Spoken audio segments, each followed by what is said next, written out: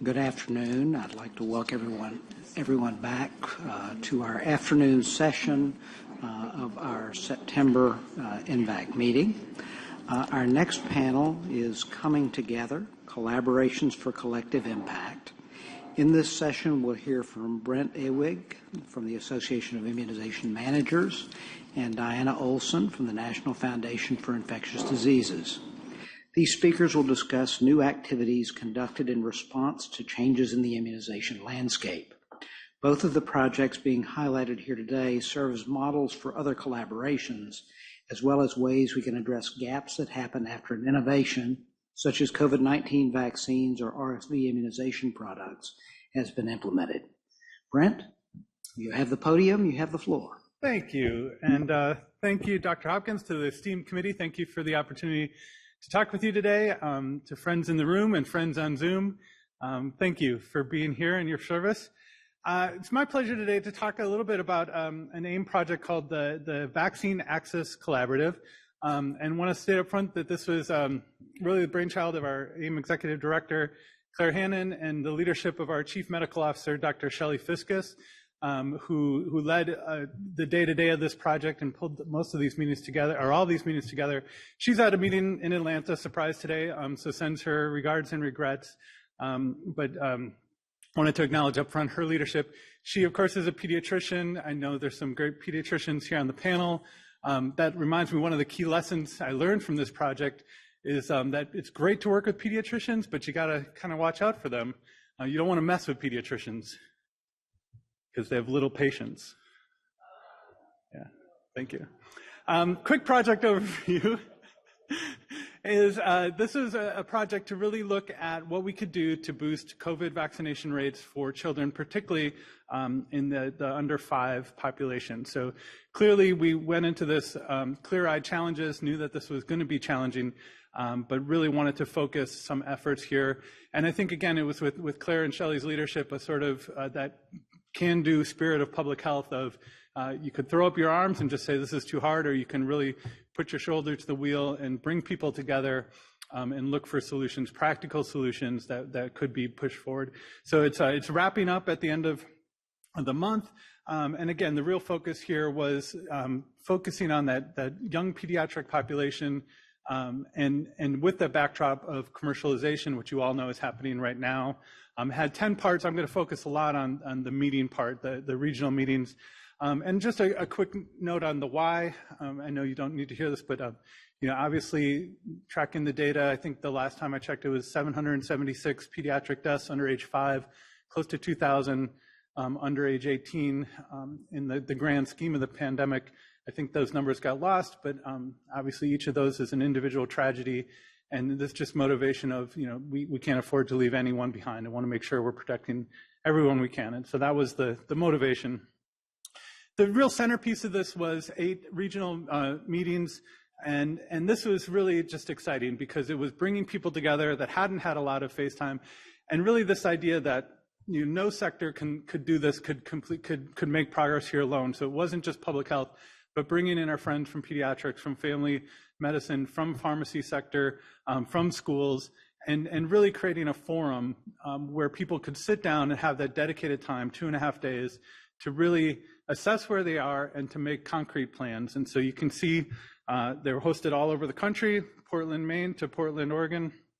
And again, really with that idea of providing that forum for people to have those face-to-face conversations, build those relationships that are so crucial. Zoom is great, but sometimes, the hallway meetings, the connections that are made, the talks over meals, really that was a great benefit of this. 2 key partners that we worked with, Academy on Health and the National Academy for State Health Policy, really critical, bringing in those other sectors, particularly Medicaid, and the role they play here. So we had a great steering committee, thanks to all those that served on that. And did some pre-work where we really wanted people to come in and not kind of spend too much time bemoaning where we are or assessing where we are, but having that base of action, or base of data, so they knew where they can move forward. highlighting one of the really neat things with technology, this idea of through Vaccine Planner that you could map out where those vaccine deserts are, more than 15-minute drive to the closest vaccine, where we needed additional provider capacity. Again, driving that idea of let's get practical solutions. We know this is in an area of the state or the county or the community that needs more access, really focusing on that. 63 out of 64 of the CDC-funded jurisdictions participated. That shows the just kind of enthusiasm and the appetite to make progress here. It was Micronesia that couldn't, I forget the reason, and obviously the huge travel for them, but I think it was just overlapped with something they had going on back home. 315 people total, and hours, just over 100 hours of putting in that face-to-face time. Really quick, you can kind of see where we had participation really well across the board. Again, illustrating, this idea that no one sector could succeed here. So bringing all together these key partners. So the landscape, again, you all know this, and we went into this seeing that, this was that the under 5 population was really where we needed to really make up progress. So you can just kind of see where we went into this knowing that there was some challenges. Put another way, if you have 3.7 million kids born every day or every year, about 10,000 a day. So at 6 months when they become eligible, that's a pretty big cohort to keep up with. And we knew we weren't getting there. This is another way to put it. Today's day 264, 2.6 million babies becoming eligible. And just illustrates the gap of progress that we were really trying to focus on. And you can see he's not happy about it. So wanted to kind of get the landscape before we went in from the people that were coming to the meetings. What was it that they were facing that we knew we'd address? Hesitancy, clearly, a concern. But that second one, access, and I think we were maybe a little surprised with this, that there's been a lot of focus, maybe a lot of media focus on the hesitancy and that tie to politics, but really focusing on that access question, because there we could make practical solutions, really focus on that. The piece we like to point out here, politics is on there, and politics certainly tied to misinformation, but not as high as you would think. And so, again, maybe this idea that there is common ground here. We all want to protect children. We all want to make sure nobody suffers from something that's preventable. So what could be done? And that was, again, the way Dr. Fiskus really set this up, is let's not focus on why the challenges, let's focus on the solutions. So asking these key questions really help drive those discussions of what can be done in these categories. And so the key was really to ask people to come up with a concrete plan. And that's tough, because you join, and some teams were bigger than others, and some were missing some key people. But that was where this project really succeeded, was people came away from the table saying, let's have a plan to meet again, and let's focus on some priority areas. And so each team came up with a plan, kind of showing you a couple of examples in each of these areas on access. The issue of pharmacies, that we've seen such an expansion of what a key partner they've been through the pandemic. With the youngest kids, obviously, there's an important balance to make sure we're preserving the medical home, but also knowing that there's places where that may be the best access that they have. And so a lot of discussion with pharmacists in the room, how do we make that work?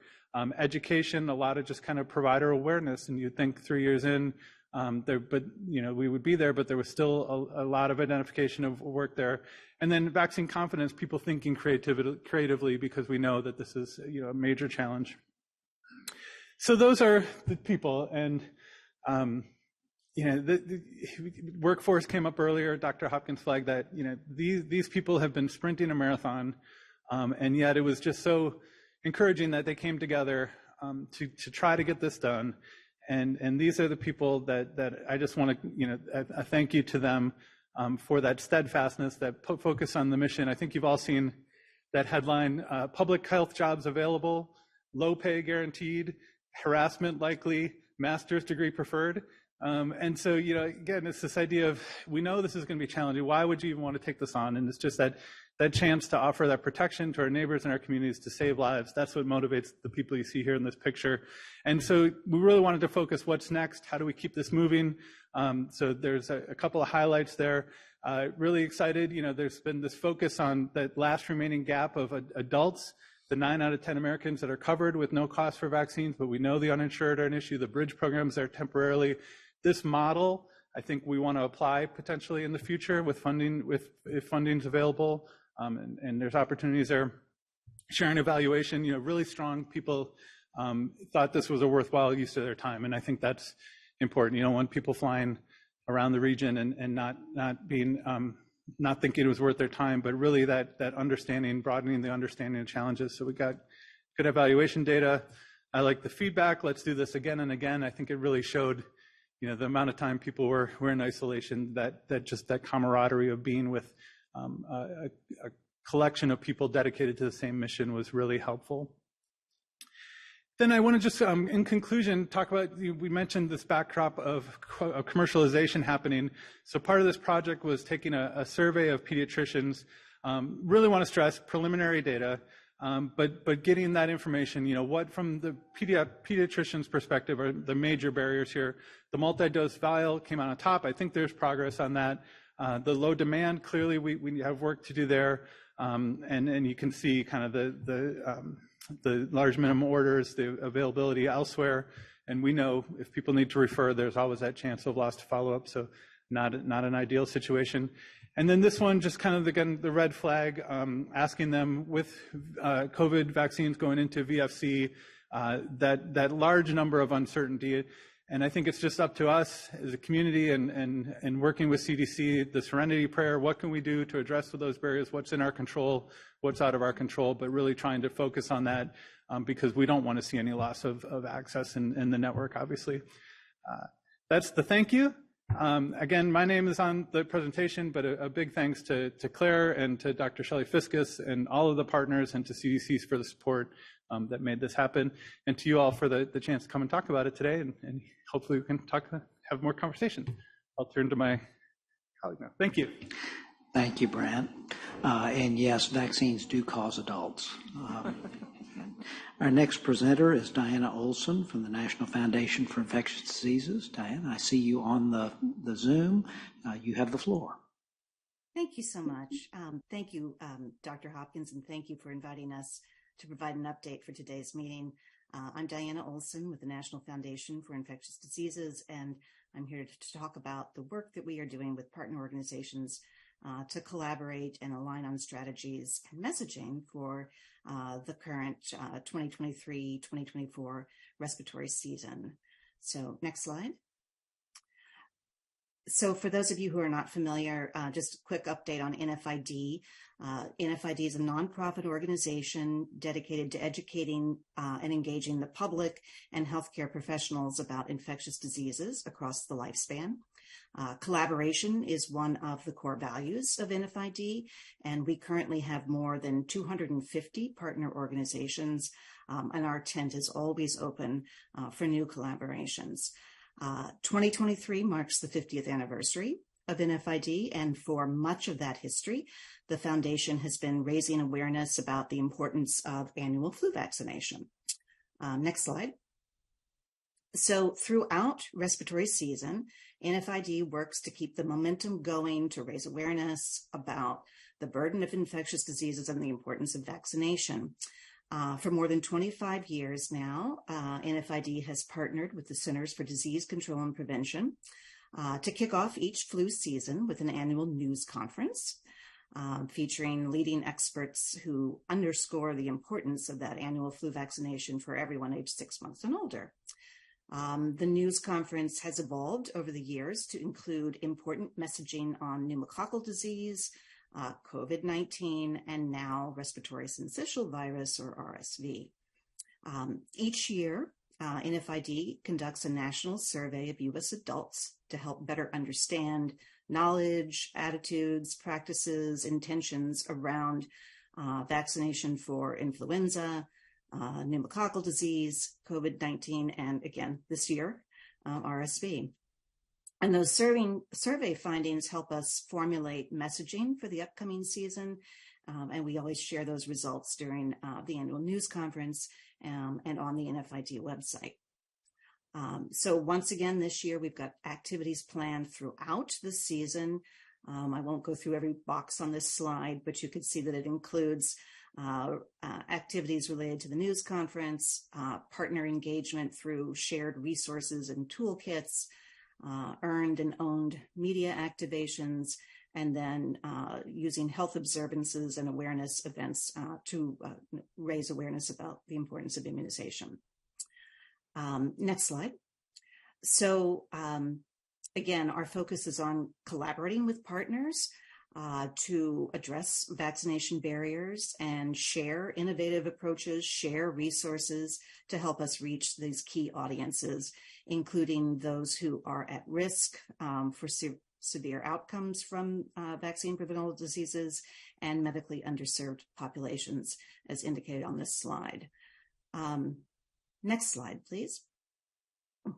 So obviously, the current season is going to present many, many challenges as NFID and our partner organizations are gearing up for flu vaccination. We're also gearing up for new vaccines and monoclonal antibodies for RSV prevention, as well as the updated vaccines for COVID-19.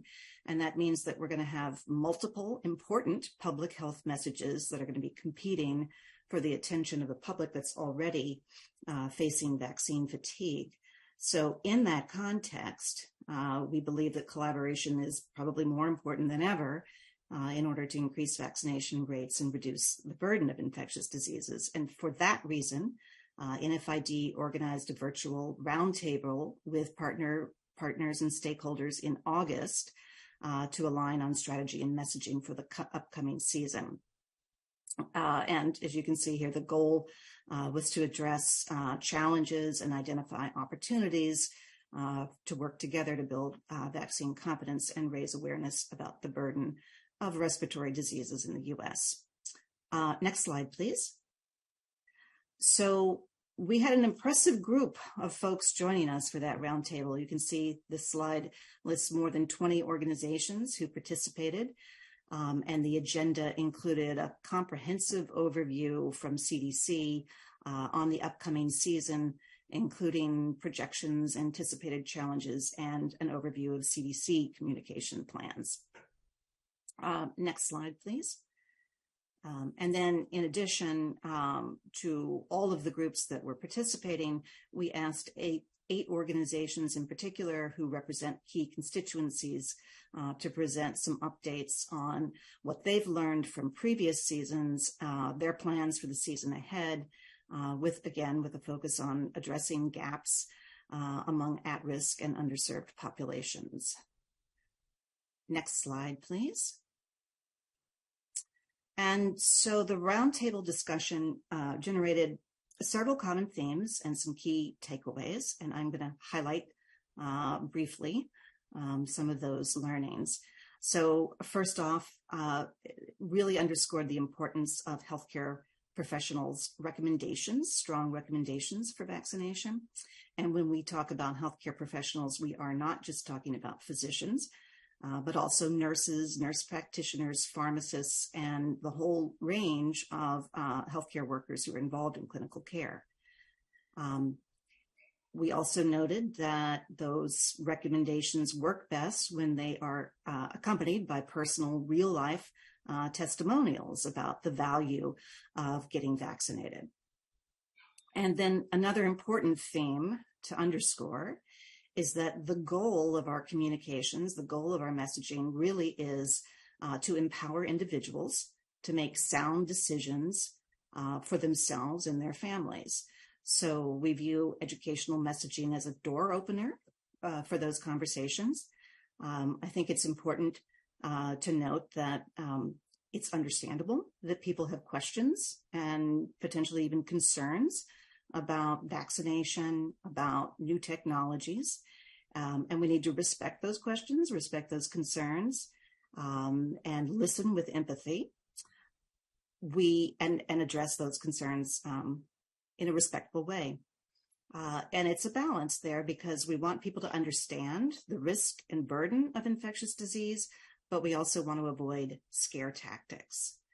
And along with that, it's important that we set realistic expectations about what vaccines can and cannot do. For example, flu and COVID-19 vaccines may not always prevent disease entirely, but we do know that they help to reduce the severity of disease and they can help prevent illness, hospitalizations, and death. It's also important that we acknowledge that vaccines do have side effects, but those side effects really are minimal when compared to the burden of the diseases that vaccines help to protect against. And then certainly one of the most important themes that was stressed repeatedly, really, is the important role of community-based organizations.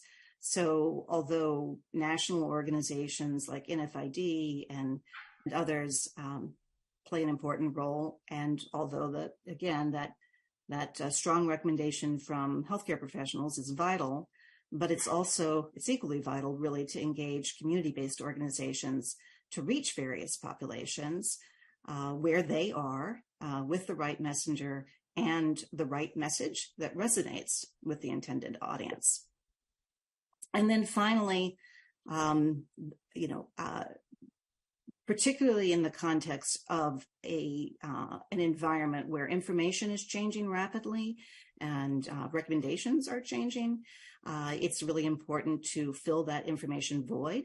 And to get ahead of misinformation, it's vital that we have clear, timely guidance from CDC so that we, as partner organizations, can be aligned with consensus on messaging across the continuum. And I want to note how much we appreciate the incredible work of all of our colleagues at CDC and commend them for their work. Next slide. So getting back to that earlier point about personal testimonials, as part of the NFID Leading by Example initiative, we encourage our partners throughout respiratory season to share on social media photos of themselves and their organizational leaders getting vaccinated. And sort of historically, this campaign has been about flu vaccination, but again, particularly this season, it's not just about flu, but also COVID, and for those who are eligible, RSV vaccination, and of course, staying up to date on pneumococcal disease vaccines. So next slide. Just in closing, I want to reiterate that throughout this respiratory season, NFID and our partner organizations will continue to collaborate and to share new tools and new resources. And we'll be using a very flexible and agile approach to respond as the need arises with new tools, new resources, new educational opportunities. And obviously, tomorrow's ACIP meeting with an expected vote on maternal vaccination for RSV is a good example of that need for flexibility and agility. And so with that, I will close and again want to thank Dr. Hopkins and NVAC for giving us this opportunity to present. We're happy to take any questions, and I want to acknowledge, I believe that NFID's, my colleague, our CEO and executive director, Marla Dalton, is also available to take questions as needed. Thank you, Diana. We appreciate your presentation, and the collaborations are critically important in our communications as well as our actions in protecting our society from this respiratory season as well as all other vaccine preventable diseases. Are there any questions or comments from the committee members here in the room? Jewel? No question, just a comment and thanks for two presentations which started out so positively and optimistically to build on examples of what works and what's possible in the future. You hit on so many, both of you hit on so many different elements of the vaccination ecosystem, the people in it, and what it takes to build confidence and acceptance and uptake of vaccines that I just wanted to amplify what you said and the appreciation for the work. Thank you, Dr. Mullen, and you have been an inspirational leader, so it's we learn from the best. Thank you. One Stoltzfus. Thank you. I have a question for each of the presenters. For the gentleman from AIM, On one of your slides talking about the factors contributing to low rates of COVID vaccine in children, there was a factor for provider hesitancy, which was higher than I expected. And I know I'm asking a detailed question about just one slide. Do you have any breakdown on what type of provider expressed the greatest hesitancy? No, but I can look into that and see if we do have data broken down by that. I suspect we don't, but I can check. I just wondered about that because it did surprise me, the amount that it was that high. I think it was 6%, but still higher than expected. Thank you for that. And for Ms. Olson, a question for you.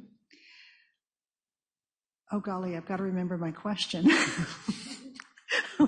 I hate senior moments at times like this. You know what? It's gone. Sorry. No worries. That happens to me too. Oh, wait. I'm sorry. I remembered.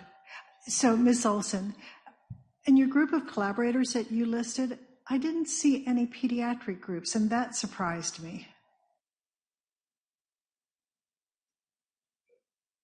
So, the focus of our research that we do each year is actually U.S. adults, but obviously the pediatric community is incredibly important, and we do have close collaborations with the American Academy of Pediatrics as well as other pediatric groups. And in fact, our board of directors includes a number of pediatricians, and our current president is a pediatric nurse practitioner, so we work very closely with NAPNAP as well. But that's an excellent point. Thank you. I just know they're often the champions when it comes to immunizations. Absolutely. Rob Schechter. Oh, I want to thank both of the speakers and their organizations for all the work, and both for the presentations and all the work reflected in it, and appreciative to the West Coast session. That was we were able, colleagues in California were able to participate in.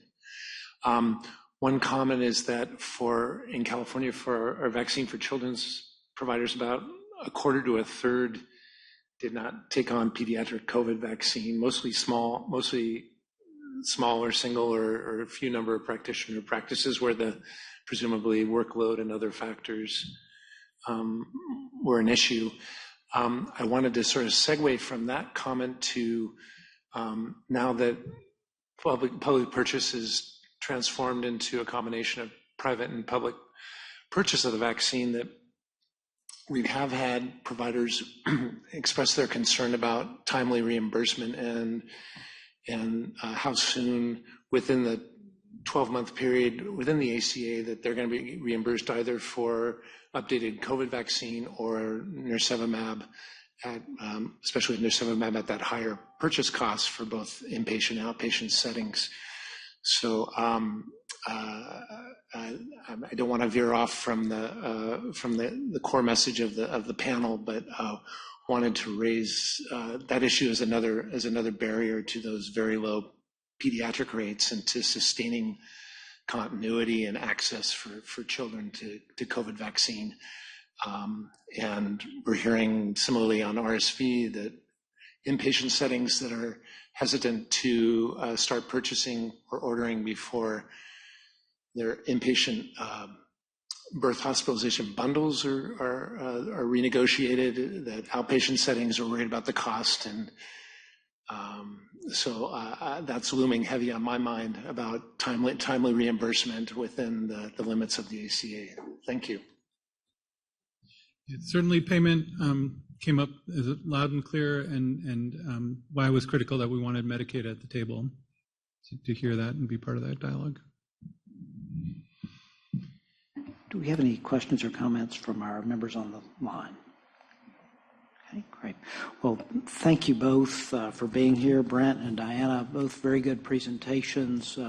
Again, reinforcing the fact that it's all a community effort to protect our population and protect that community that we're aiming for. Thank you all for your hard work.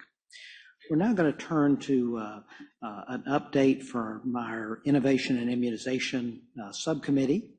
I'd like to invite the co-chairs of the Innovation and Immunization Subcommittee to discuss the group's progress since our last meeting. Dr. Jewel Mullen and Bob Swanson will be coming to the stage. They'll also pose some questions for community discussion and for feedback at the end of their presentations. Bob, you're at the podium, so I guess you're starting, and Jewel are coming behind you. I can start out, and Jewel will follow. I will say it's a pleasure to work on this committee. It's been very proactive, lots of meetings and a lot going on. As you see from the list of people that are on the group, I co-chair with Jewel, and I just want to emphasize Jewel and the amount that I appreciate her support and her proactiveness with this group. She does a great job. But also Anne, who helped coordinate along with the rest of the NVAC staff, who really helped to pull things along. We do have a couple other NVAC members, Bob Hopkins, Dan Hoff, and Molly Howell, that are on the group, and so I appreciate your time. And then you can see the list of the other people that are on the group that keep it moving forward. It's a very, very active group and a lot of discussion. So wanted to talk for just a minute about what the goal, the charge, or overview of the group is, just to remind you. NVAC was charged with writing a report that includes a review of both conventional and promising novel approaches for vaccine discovery and development, a set of recommendations for actionable high-impact activities, an evidence-based approach for identifying and prioritizing vaccine candidates and immunization technologies, including their criteria for prioritization. NVAC should take the potential impact on disease burden, population health outcomes, health equity, economic impact, national health priorities, and scientific feasibility into account in the development of the approach. A list of vaccination innovation priorities, including target antigens, molecular platforms, and immunization delivery technologies.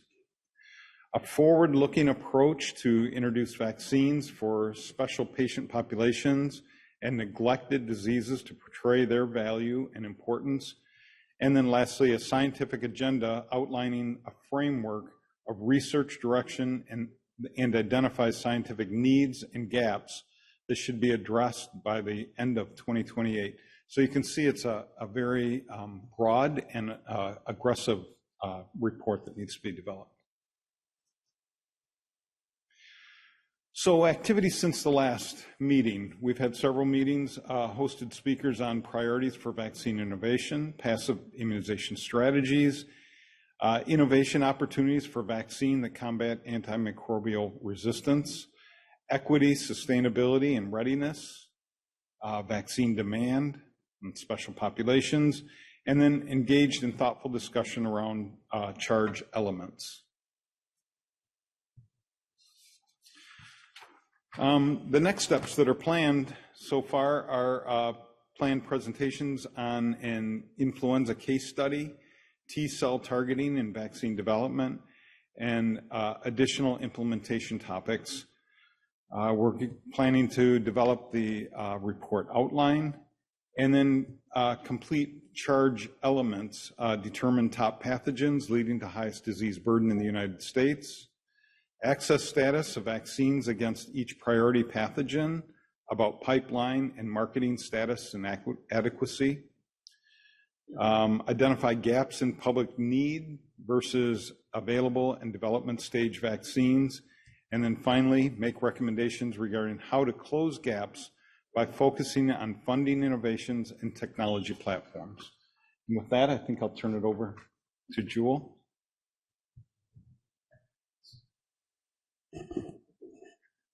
So I'm happy to go second as part of the duo where there's a lot of mutual admiration and appreciation. And if you need a public compliment, go second so that somebody can say something nice about you first. Thank you. Sometimes when I think about our next steps, I ask myself, so what are we going to say? Because as you see, our charge is so broad. And every time we come back and present at our NVAC committee meetings, I'm hoping that people will continue to help us hone in on exactly what we're going to ultimately present in the draft report. today's this is not on the slide, but I'll say every presentation that we've had so far today has helped me think a little bit more about how not to leave the human elements out of the innovation framework. So our next steps are to continue presentations on that will include an influenza case study, T-cell targeting vaccine development, and additional implementation topics. I added to the list today that we need to hear from doctors, nurses, and other vaccinators and influencers as we think about innovation as well. So thank you for agreeing to at least think that was a good idea, Melody Butler. Then we're going to develop a report outline and complete the charge elements, determining top pathogens leading to the highest disease burden in the US, assess the status of vaccines against each priority pathogen, about pipeline and marketing status and adequacy, identify gaps in public health need versus available and development stage vaccines, and then make recommendations regarding how to close gaps by focusing on funding innovations and technology platforms. And then once again, I'm adding to that the people part of it as well. Do we have some questions? Thank you very much.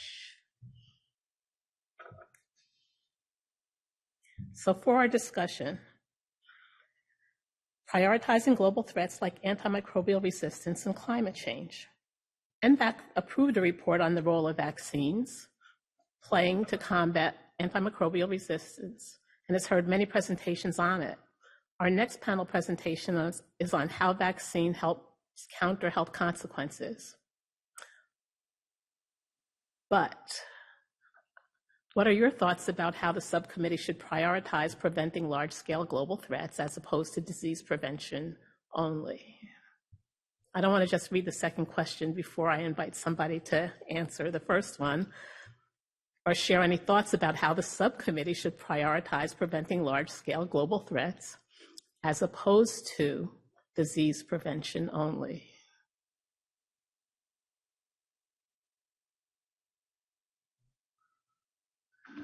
Well, taking the chair's prerogative, I think the easiest place to start in my mind is we know that as the planet warms, we're seeing, we've had some cases of native-born malaria.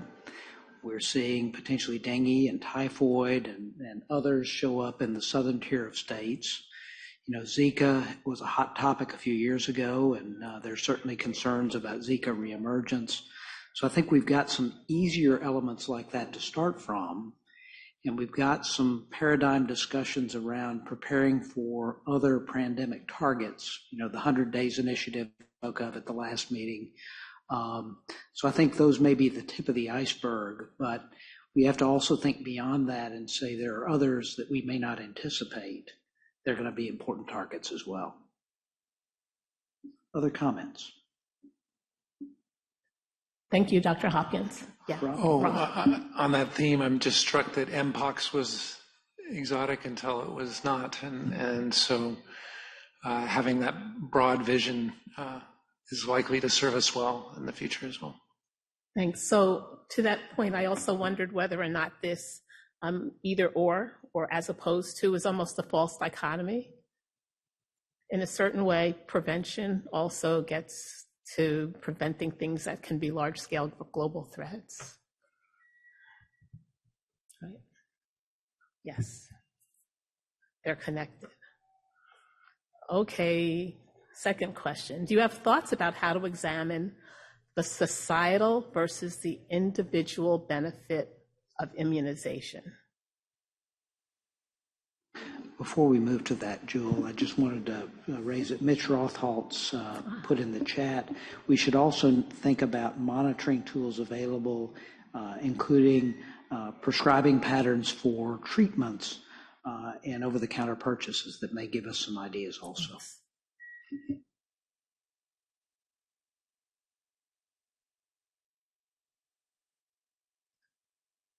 Societal versus individual benefit.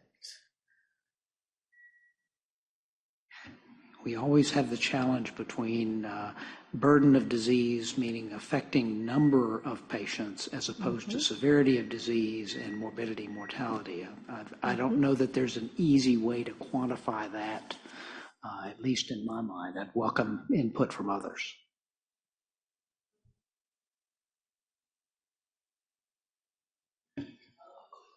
I do think the public school system is a good example. The fact that we in most states have, a stricter religious vaccine requirements, and as we lessen them, that's going to affect the community at large to benefit the some who are complaining about that. So I think it's really important as a society, we keep our public school system safe, and we maintain that everyone who can vaccinate, that they do. That way those who can't for legitimate medical reasons are able to still continue to go to school in a safe, disease-free environment. Thank you. Daniel Hoft. Thanks. I'll just echo what Melody said. I think they're both very important, but I think we really learned during the pandemic that we have to provide a lot more education about the societal benefits, that we were focused on individual more than societal, at least in some camps. And that is something that we should strive to overcome. Thank you. And I've looked at my watch because I wanted to follow up on that with Brett still being here as well, because some of what I've read about helping people wherever they are on the continuum between vaccine hesitancy and vaccine acceptance gets to messaging, and some of that messaging relates to societal versus individual benefit. So am I allowed to ask Brett what he thinks about that? He's here. Sure, Brett. Plenty of room for improvement, and I think that's the issue. Different communities will respond better to different messages, and in public health, we need more of that communications expertise to know and to test messages and to have that informed with evidence.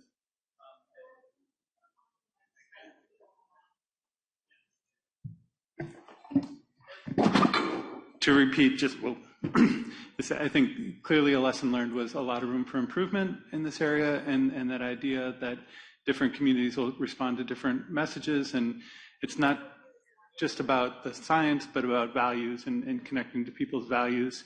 And so one of our challenges has been how do we have the resources to get that expertise to inform people that in public health school are trained in biostatistics and epidemiology and not the sciences of public health and not the art of communication. And so I think we want that is a helpful direction for us to go to improve our resources there. Did you want to add to that? Yes, thank you. It's Claire Hannon. And so I went to, I think, 4 or 5 of these meetings, and we had speakers from different communities. And we actually had a few speakers who were moms who had been anti-vaccine or had been hesitant, concerned, even posting against vaccination. And they talked about some of the things, that they went through in really thinking about, and it was really about their child and, protecting their child, as you would imagine. But it was very interesting that different communities, when you talk about societal versus when you talk about why they're vaccinating, it's a benefit to their family or, a benefit to society. It was very interesting that there were different takes. It was like Brent said, it's just completely different messaging for different communities. And some of those we had different communities, Native Americans, Hispanic, and a few of them had been very active in their communities, not previous to COVID. They joined in trying to get vaccination, and they really helped shape the messages. And it was about, for them, it was about the trusted community leaders, and it really was about community for them. So I think it depends on the community, but we learned so much by inviting community members in the local areas to the table. And Mitch Rotholtz on the line has a comment. Thank you, Bob. So great conversation, and I agree with the comments that have made previous to mine. The thing I think we also need to look at is the hesitancy or the skepticism of the public when you talk about climate impact. And I think we need to approach this as educating the public about the significance. What are the problems? It's like, when we release a new vaccine, in some cases we have to also educate the public first about the disease before we talk about the vaccine. I think in this situation, we need to rebuild the information that's out there about why are we concerned about it? What are the health impact of the climate issues that are impacting health? And then we also have to rebuild the whole concept of herd immunity, because I think people have become skeptical about that, and we have to rebuild that, why it's important that individuals look out for the society when we're talking and advocating for vaccines.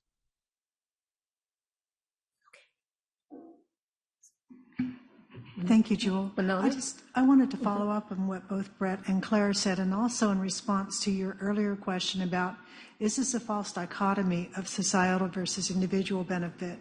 Because I think their responses pointed out that it's not an either or, and it's not a one-size-fits-all response. We have to be flexible and agile in both our assessment of what the need and the perception is in a particular community, and tailor our response to that, and realize it's going to be different wherever we are. And I say that coming from a state with many different cultures in New Mexico. We found in public health that we could not use the same approach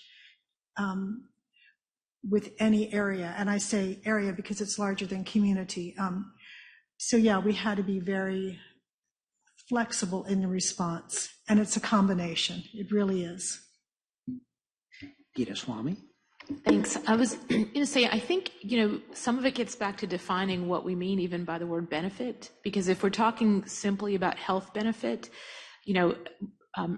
prevention and risk perception are things that are incredibly difficult for any of us, even with the best minds, to really grasp and understand how that impacts us. And I think looking at it from the standpoint of the benefit of being able to go to school rather than doing remote school, being able to go to the grocery store whenever you want, as opposed to only going for the first hour of the day because you're in an at-risk population, right? What are the benefits of good health or lack thereof that also could be stressed, so that there's something that can also further resonate with people who are otherwise generally healthy and don't see the direct benefit from a vaccine for them? Well, thank you all. It's been a great discussion. We look forward to the next progress report when we get to February, and we'll continue to work on the product. I want to thank Bob and Jewel again for their leadership of this subcommittee, and give you a round of applause. Thank you. So our next panel is Countering Climate Change with Vaccination, and I'll invite our speakers that are here in the room to proceed to the podium. Vaccination plays a key role in addressing the complex health challenges brought on by climate change.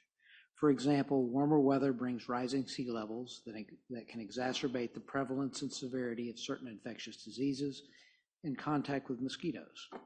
Climate disruptions can also increase human contact with other vectors like bats, mice, or sand crabs. In this session, experts will share insights about countering climate change with vaccination, as well as innovative vaccines in development to help counter diseases brought on by climate change. In our panel today, we'll hear from a number of speakers, starting with Dr. Arindam Nandi from the Population Council, followed by Dr. Aisha Mahmood from the University of California, Berkeley, Dr. Matthew Lawrence from the University of Maryland School of Medicine, Dr. Joshua Lacina from the National Institutes of Health, and Dr. Ann Carpenter from the Centers for Disease Control and Prevention. Dr. Nandi, you have the floor. Your slides are up. Thank you for being here.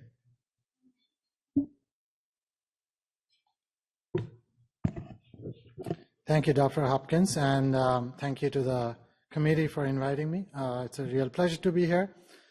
The talk today is based on a paper that we published earlier this year, laying out the broader benefits of vaccinations and linking them with climate change related risk, and also linking them with the UN Sustainable Development Goals. I have disclosure. So the paper came out of a conference that was hosted and sponsored by GSK, and they provided travel support for me, and the disclosure for all the other authors are listed in the published paper itself. So it's a collaborative piece with several researchers from different backgrounds: immunologists, vaccinologists, public health specialists, and economists like myself. So what I'm going to do, the objective of my talk today is to lay out 3 specific examples of sort of the broader benefits of vaccinations. And I call it vaccinations and not vaccines, because here we're talking about non-specific health and non-health benefits of vaccines and national vaccination programs and vaccination at scale, because many of these benefits that I'm going to talk about would only be materialized if you are doing vaccinations at a broad national scale or in the community.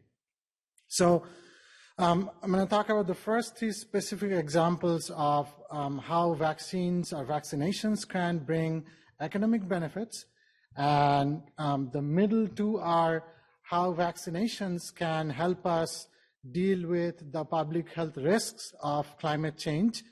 And then finally, I'm going to link all of them together, and there is a lot of interconnection between all of them as well. So I'm going to link all of them together with the Sustainable Development Goals, the 17 Sustainable Development Goals that we have, and show that how vaccination programs and vaccinations can help us achieve some of those Sustainable Development Goals. So I only have about 5 slides, but some of them are busy, so I'm going to spend quite a bit of time explaining some of these concepts and ideas. So if you look at, so this has a bit of a global flavor. What are the potential economic benefits of vaccinations? So if you think about at the individual level, disease prevention in many low-income communities is linked with foregone medical expenditure. And if you think about especially low and middle-income countries, a lot of the health expenditure is out of pocket. And in countries, low-income countries, large medical expenditure, often inpatient expenditure, will push a lot of people into poverty. So if you think about Sustainable Development Goal number 1, which is no poverty, then vaccination programs at a very low cost can prevent disease episodes, and then you don't have to go to the doctor, don't have to get admitted in the hospital, which will mean that you can save a lot of out-of-pocket expenses. And it's not just for the consumer, but also whoever is paying. You know, if it's the socialized healthcare, the government is paying. If it's the health insurance company, then we are paying the premium. So there are many different ways a lot of us could benefit from large-scale vaccination programs by getting the reductions in disease incidence and associated medical cost. There are many different ways of measuring those type of economic benefits. One is out-of-pocket expenditure for medical treatment. There's also other ways looking at, what is the value of economic productivity. Vaccines can keep you healthy. Vaccines that are given as routine vaccines during childhood can have sort of long-term impact, but then also there are vaccines for older adults, which can keep you healthy and, keep you employed. So all of those would have a measurable economic benefit in some terms of gains in economic productivity. So these are talking about routine vaccines for kids and then routine vaccines for older adults, but there are also pandemic vaccines, and we've all seen from the COVID-19 pandemic how beneficial large-scale national vaccination programs can be in a crisis like that. If you think about non-pharmaceutical interventions such as lockdowns and economic crisis, then if you have vaccines for that particular pandemic or particular crisis, then that can actually help us kick off economic activities again and bring national economies back on track for economic growth, and then it will be beneficial for citizens all around the world as well. So then these are the sort of the short-term or immediate economic benefits of vaccinations, but there is also a literature looking at the potential long-term benefits, and this is linked with the fetal origins hypothesis, which says the first 1,000 days, the first 2 to 3 years of life, is a very crucial phase of your life where repeated infections or lack of nutrition, exposure to poverty, diseases can have a long-term negative impact on your physical growth, your cognitive growth, and all of that will have a secondary impact in terms of reduced educational attainment and reduced wages, reduced employment in the labor market, and so on. So there's a really large literature, primarily from demography and economics, which have done this kind of analysis. So then on the flip side of it is, if you then vaccinate a child, then you're protecting that child from getting sick, especially during the first 2 to 3 years of life. That is going to have a huge impact on that child's cognitive development and physical development. And this is particularly seen with measles, because we know if you have an episode of measles, then your innate immunity can get affected for up to 3 years, 2 to 3 years following that episode, which means then you're more susceptible to all the other pathogens around you. And in low-income settings where often there is a lack of improved sanitation and clean water, children are more likely to get sick again and again and again from different types of pathogens, starting from rotavirus, other pathogens for which they are not vaccinated against, and so on. So all of those disease episodes then could really have a large, long-term negative impact on adult health, adolescent health, then schooling outcomes, cognitive test scores, and labor market outcomes as well. So then by vaccinating those children, some of these studies have shown consistently that vaccinated individuals, these are children who are vaccinated during the first 2 to 3 years of life, they consistently have higher years of schooling completed across several countries. And there is a small but growing literature which have also linked national vaccination programs with better labor market outcomes and higher earnings across settings, including the US. Now, granted that most of this literature is based on observational data, but often they use high quality longitudinal data sets and rigorous statistical technique to do this kind of analysis. And now there is a new data set. I saw a presentation last year, or it was actually earlier this year, which have actually followed up cohorts of vaccine trials. And this was related to, I think, maternal flu vaccination in 2 or 3 countries. So they followed the children who were born during those trials to the mothers who were part of the trial, and they found that mothers who were vaccinated randomly by the trial, their kids had better long-term health outcomes, better long-term cognitive outcomes, and educational outcomes as well.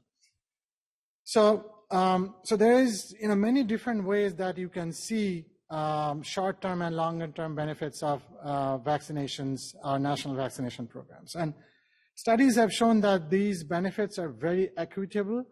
They reduce socioeconomic disparities because, to begin with, low-income communities or low-income families are the one who are likely experiencing this type of catastrophic expenditure from, getting sick from a vaccine-preventable diseases. So these programs, vaccination programs, will then have very large, equitable economic benefits across countries.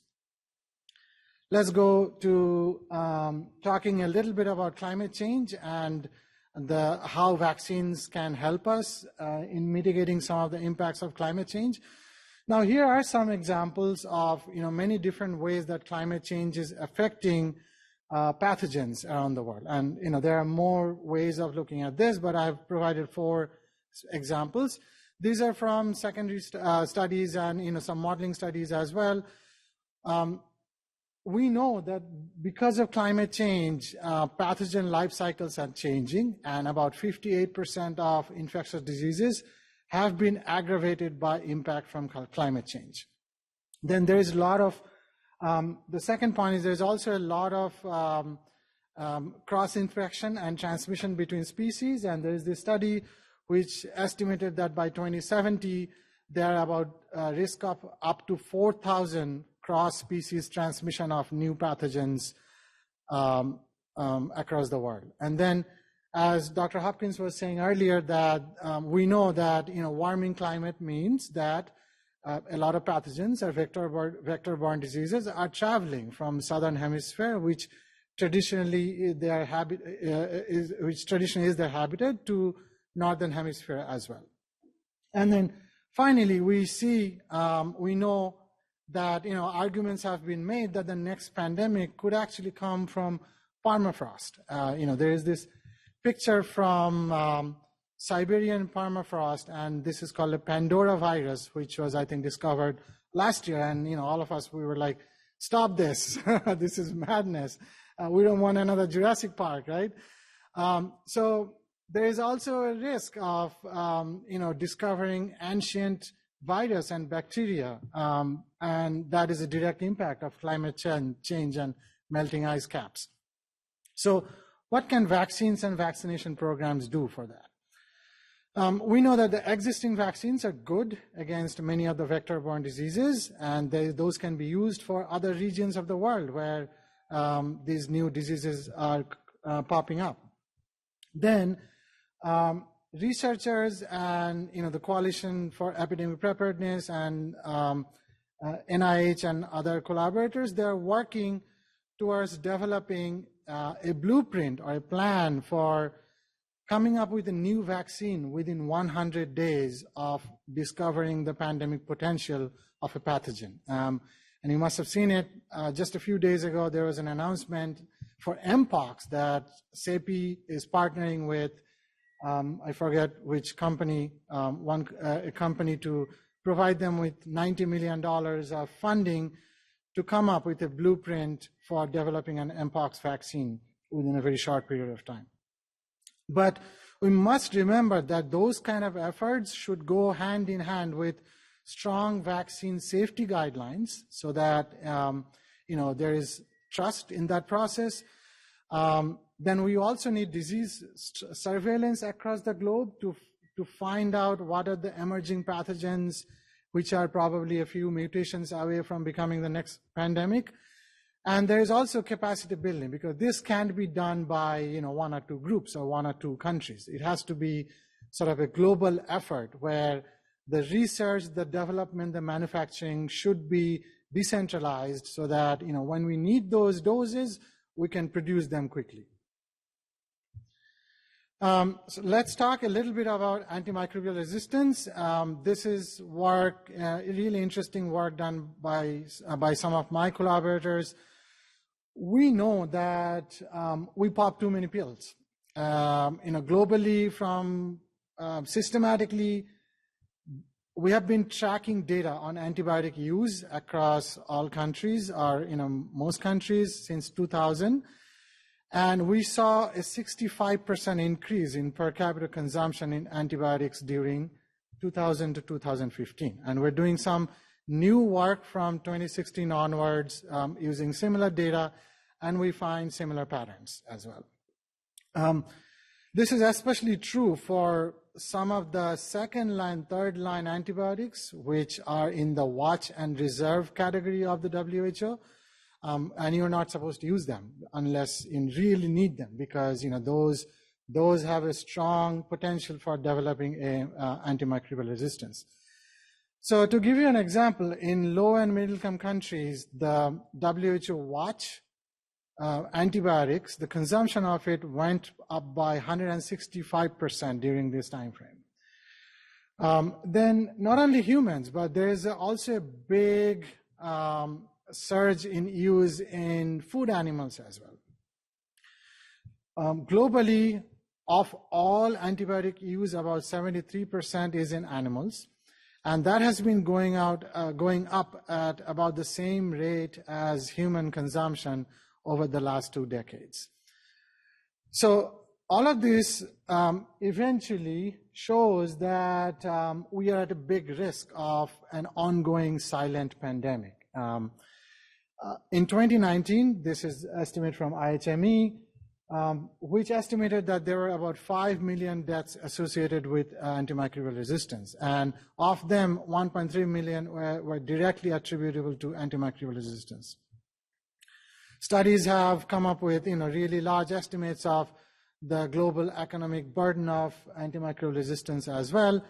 And we know, some of these diseases are really deadly. Like if you're talking about, extensive drug resistance TB or typhoid, and some of these have case fatality rates of 20 or 30%. So what can vaccines and vaccinations do for antimicrobial resistance? There is a good amount of research that is ongoing and recently completed that shows that obviously vaccines can prevent disease episodes, and that means that you don't have to go to the doctor and get prescribed antibiotics anymore. So that helps a lot, and that helps in 2 ways. One is, bacterial infections, bacterial vaccines, or viral infections, which have, often secondary bacterial infections. Those would not need, necessary antibiotics anymore. So we can reduce the use of necessary antibiotics. And then we can also reduce the use of unnecessary antibiotics, because evidence shows that, especially for viral infections, common cold or flu, people are often prescribed antibiotics, even though there is no secondary bacterial infection. We saw that during COVID, and approximately 75% of COVID patients were prescribed antibiotics globally, although the bacterial co-infection rates were less than 10%. So we have seen that during the pandemic as well. So one quick example of a study which showed that a 10% increase in flu vaccination coverage reduces or is associated with a reduction in antibiotic use in the US. And we have seen that for antibiotic use for animals as well. There was a vaccine which reduced antibiotic use in fish by about 90% a couple decades ago. But there is more research that is necessary for this topic to build an evidence base for different types of vaccines, different types of pathogens, and not just for the US. Globally, there's a need for building an evidence base so that we can push for vaccines as a tool for reduced antimicrobial use and reduced antimicrobial resistance. Finally, this is my last slide. Now, this is very busy, so I'm not going to spend explaining the whole thing, but maybe I'll focus on the first row. Here, the idea is, if you look at the Sustainable Development Goals, the first 5 or 6 are focused heavily on, the basic aspects of life. For example, reduction in poverty, reduction in hunger, gender equality, providing education, water and sanitation. So for vaccinations or vaccines, we find, and this is one way of presenting these links, there could be many other different ways of linking vaccinations with Sustainable Development Goals. So I'm going to give you, a couple of examples. For example, SDG 13 talks about protecting life on planet, or protecting the planet. And there we see a clear role of vaccinations in, for example, reducing antimicrobial resistance, or, mitigating the public health challenges from climate change. Then good health is linked with, good jobs and economic growth, which is SDG number 8. Clean water and sanitation, which is SDG number 6. How can vaccine help with clean water and sanitation, for example? Clean water and sanitation are expensive to provide. So that's why in many low and middle income countries still haven't been able to, provide universal coverage of clean water and improve sanitation to their citizens.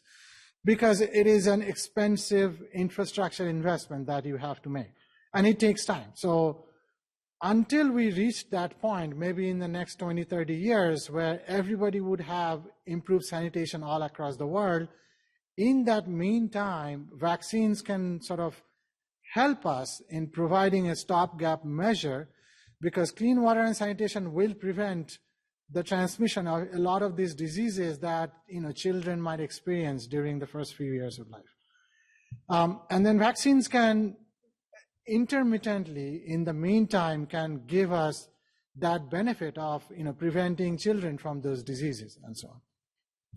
So then many different ways, as I was presenting, we can link vaccines and vaccination programs with the Sustainable Development Goals. Thank you. Thank you, Dr. Nandi. Our next presenter is Dr. Aisha Mahmood from the University of California, Berkeley. Dr. Mahmood, your slides are up. Great. Can you hear me? You are loud and clear. You have the floor. Excellent. Thank you so much for giving me the opportunity to speak with you today. I'm sorry I couldn't be there in person, but I'm delighted to be able to talk to you today.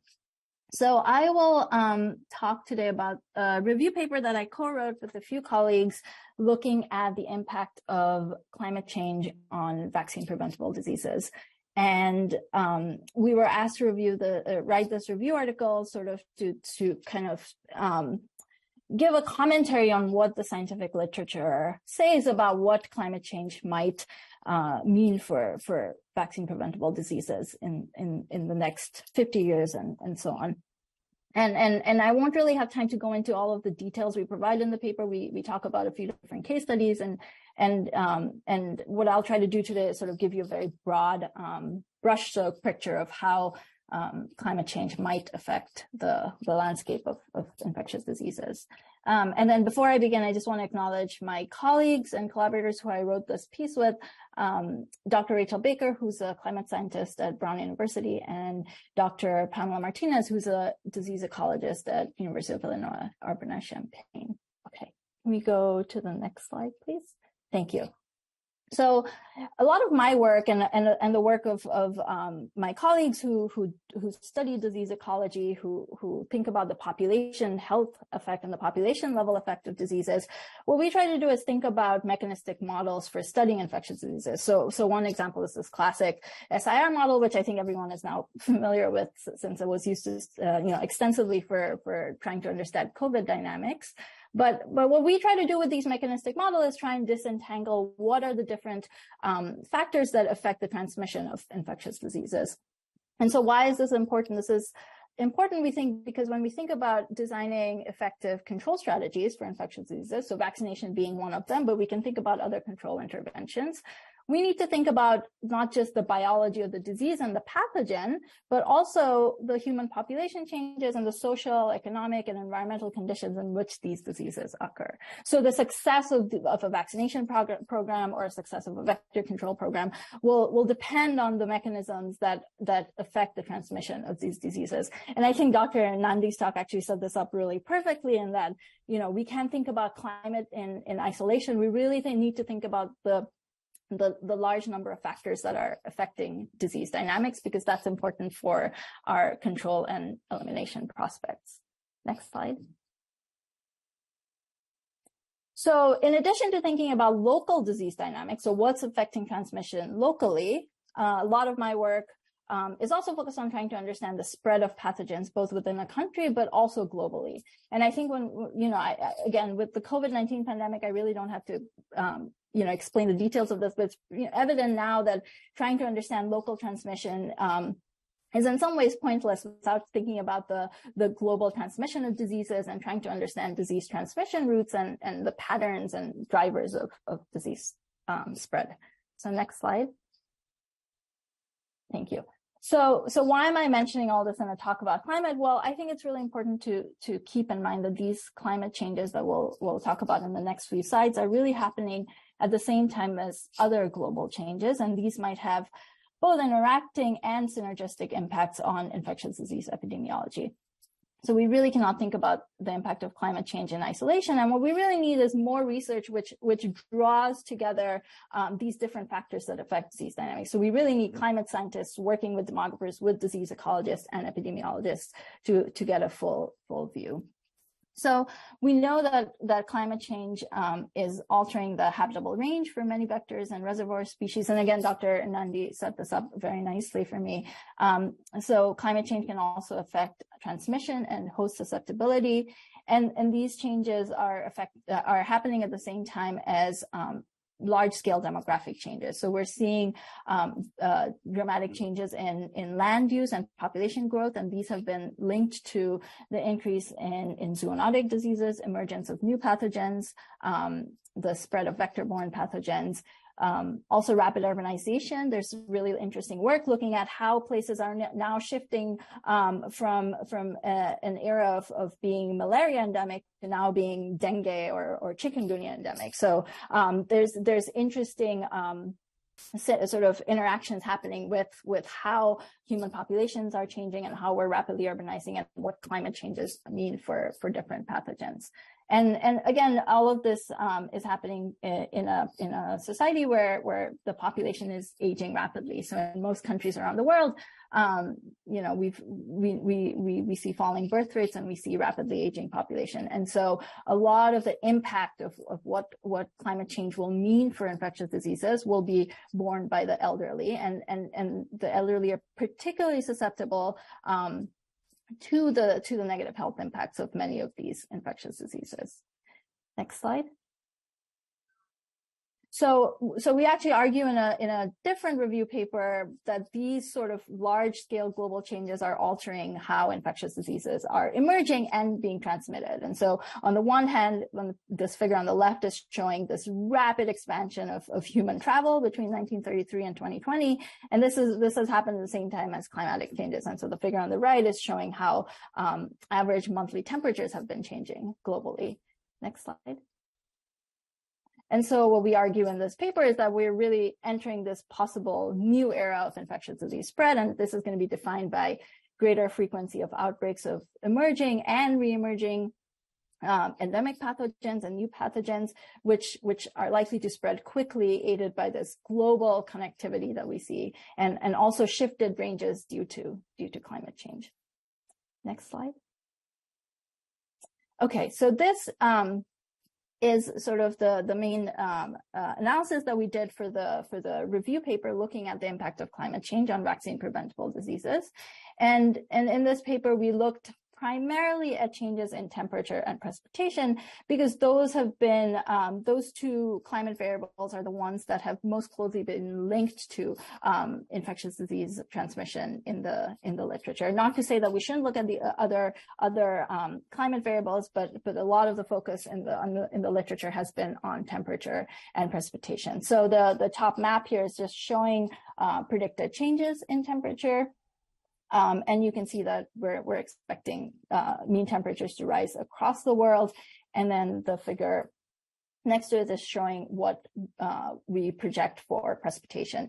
There is a lot more, if you look at the climate projections literature, there's a lot more uncertainty about precipitation. So we know less about how the precipitation patterns might change in the future, but in general, we think that we kind of have a sense of which parts of the world will see more rain and which will see less. And then this table is really summarizing what we found by looking at reviewing the literature. So let me just walk through it slowly. So on the x-axis here, I have the climate drivers. So we characterize diseases, and here we only focused on vaccine preventable diseases and not infectious diseases more broadly. So things that have been shown to be more temperature driven are on the red left-hand side, and then things that are more precipitation driven are on the right-hand side. And then we split up the literature and the studies into things that looked at statistical associations between diseases, things where they actually looked at current climate using the impact of current climate on transmission using what we call mechanistic models, and then the top level are where you actually take these models and project into the future. Why is this important? Well, Infectious diseases, like all ecological predator-prey systems, have nonlinear dynamics, so they're really hard to model using just simple statistical associations. So there's intrinsic drivers that govern how diseases spread in a population, and so we see this classic curve and wave-like behavior when we look at infectious diseases at a population level, and so. If we use simple statistical models, we often might run into the problem that we see these associations with climate that may not be real. And so we argue that one way to combat this is to build on these statistical models and actually use mechanistically driven models that account for both sort of the underlying nonlinear dynamics and then try and estimate the role of climate. Now, this is really hard to do, and there's few studies attempting to do this, partly because we know as I argued, many other things affect disease transmission. And so accounting for this, isolating this effect of climate is difficult to do. But we have some evidence for some diseases. And then the final step, we think, is then actually taking these mechanistic models, they're fit to disease data, and then you can try and project forward what you think might happen. And often these projections are done in without considering what's happening with other factors. So holding land use constant, holding the population pyramid constant, we project forward to see what might happen in the future. So there's a lot of nuance about what the literature tells us about climate, and partly because of this challenge of sort of modeling this climate effect. Next slide, please. So let me talk very briefly about why we think climate might affect infectious diseases. So we have evidence on how climate might affect respiratory pathogens, so things like influenza. So some of the best evidence for respiratory pathogens comes from research on influenza, and this is partly because there's a way to study this in the lab, and so researchers have infected guinea pigs with influenza, kept them in separate cages so there's no contact, and then you can vary the climate conditions in the room and see how transmission varies. And so there's very strong evidence linking temperature and specific humidity to influenza transmission. And partly a lot of this explains why we see wintertime outbreaks in temperate countries. And then now there's also research looking at tropical countries and why we see summertime outbreaks in a lot of tropical countries. And that has to do with this sort of interaction between temperature, often rainfall and precipitation, and specific humidity. But a lot of the literature now points that there is a very clear link between these climate variables and respiratory pathogens like influenza. There's research now coming out linking climate with COVID, but we've also seen this for other respiratory pathogens. There's also a direct link for climate with diarrheal diseases. And these there's some diseases that are particularly sensitive to climate events, and so cholera is a classic example of where the El Nino and La Nina cycles have a strong impact of cholera. And as sea temperatures rise, we also are more likely to see cholera outbreaks in the future. There's also a link between seeing more frequent extreme weather events, so more extreme monsoon seasons, for example, that have been linked with an increase in diarrheal pathogens such as typhoid and rotavirus.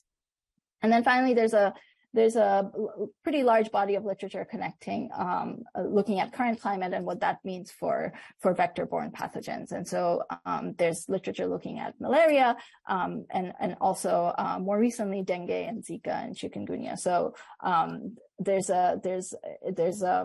literature suggests that we might see an altered burden, perhaps increased burden, in some cases lower burden in some places if the temperature range is beyond the habitable range for mosquitoes.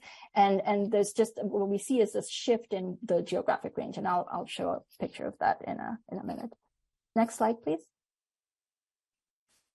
And I also wanted to acknowledge some of the indirect effects that we might expect in the future. So there's an increasing risk of pathogen spillover with climate change. So changing environmental conditions can as I mentioned, alter the species range and density. It can lead to novel interactions between species. I think, again, Dr. Nandi touched on this.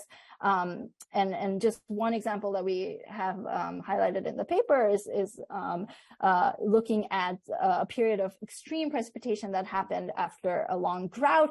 And this was thought to be the cause for an upsurge in the rodent population and led to the emergence of the pulmonary hantavirus. And so this is just one example, but the sort of scientific consensus is that we're more likely to see events like this happen in the future. And then there's other indirect effects that we can think about. So increased frequency of extreme weather events, population displacement, disruptions in the healthcare system. These can all disrupt vaccination for childhood diseases. These can disrupt access to healthcare and sort of exacerbate problems in a community that is already particularly vulnerable to poor health outcomes. And finally, there's some literature now looking at the interaction with increasing air pollution, particularly in rapidly urbanizing cities. And this could lead to changes in the burden of respiratory pathogens. And this is particularly problematic for the elderly and for young children.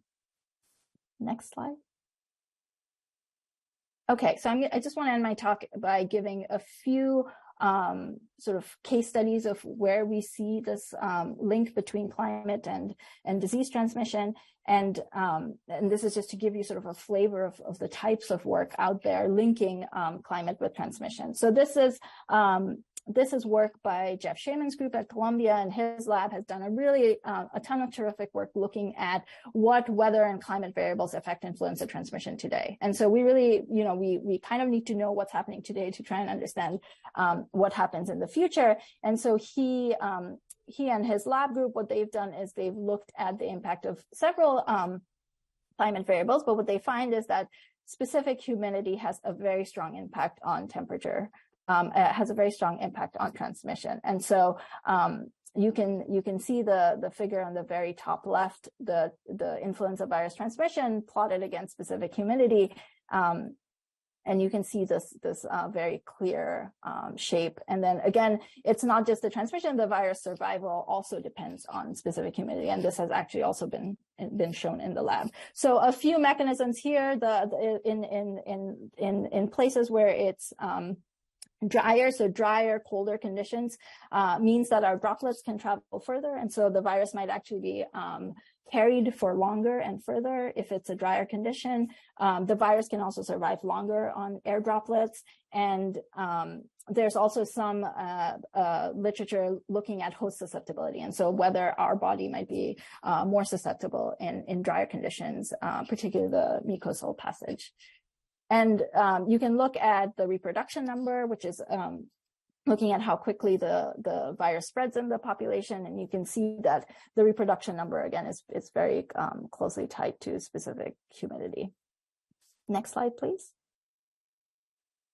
And we actually took the influenza model that Jeff Shaman and colleagues came up with, and we actually applied it to a different disease. So we looked at RSV in the US, and we found a strikingly similar sort of pattern that we see for influenza. So we see that there's sort of an ideal temperature, specific humidity, and precipitation range for RSV virus transmission. And so we often see this, the classic pattern of flu and RSV transmission in the US, for example, where it starts in Florida, and then you can see the spread. So the map here is showing the spread. The earlier onset is determined by is the purple color, and you can see that it spreads from Florida and then goes northwards. And this pattern is very well explained by what we see with climate conditions during those onset weeks.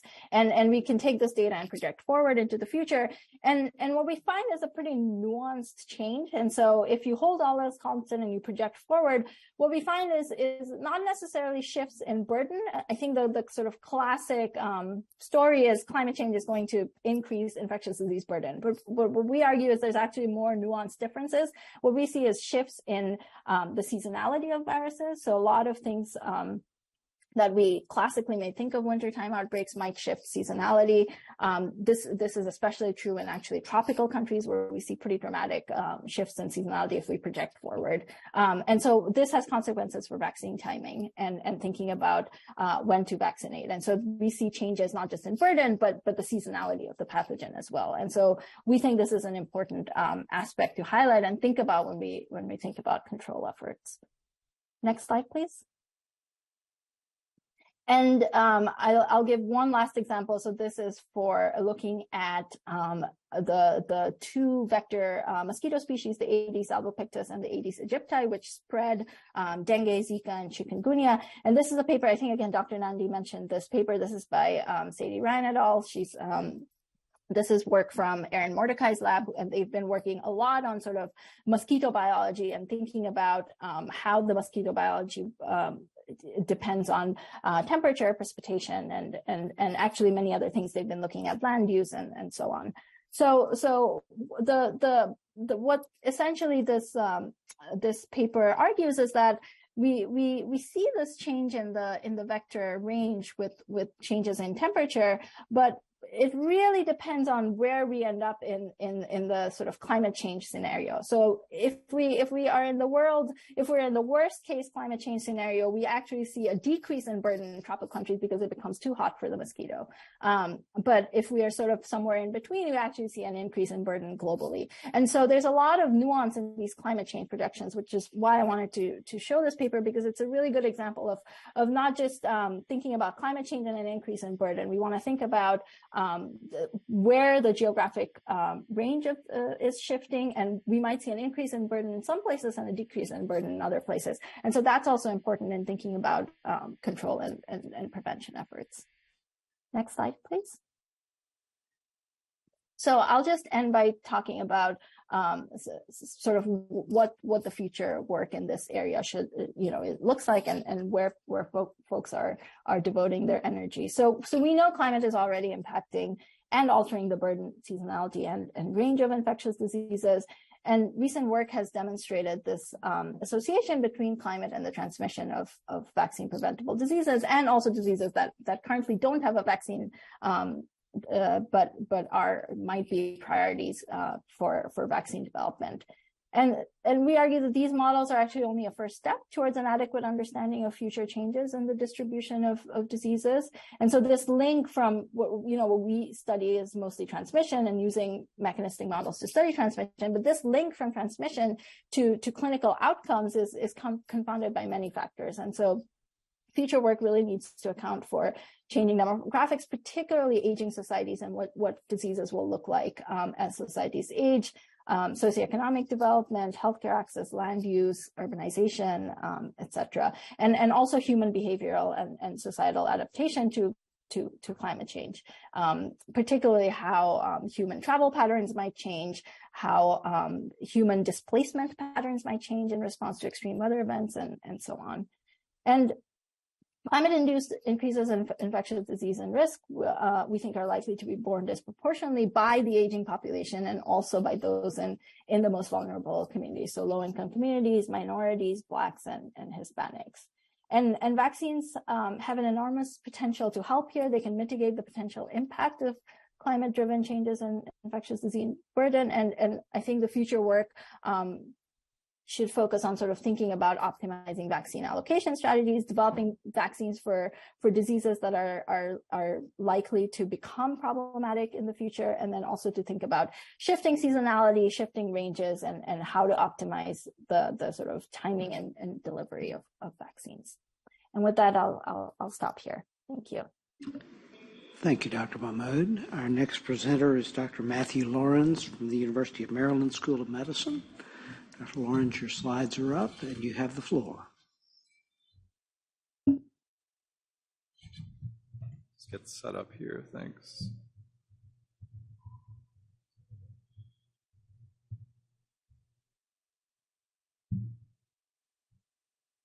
Okay.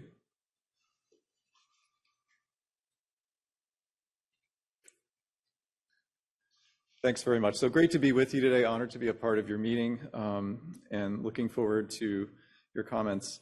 So I'm from the Center for Vaccine Development and Global Health in Baltimore at the University of Maryland School of Medicine.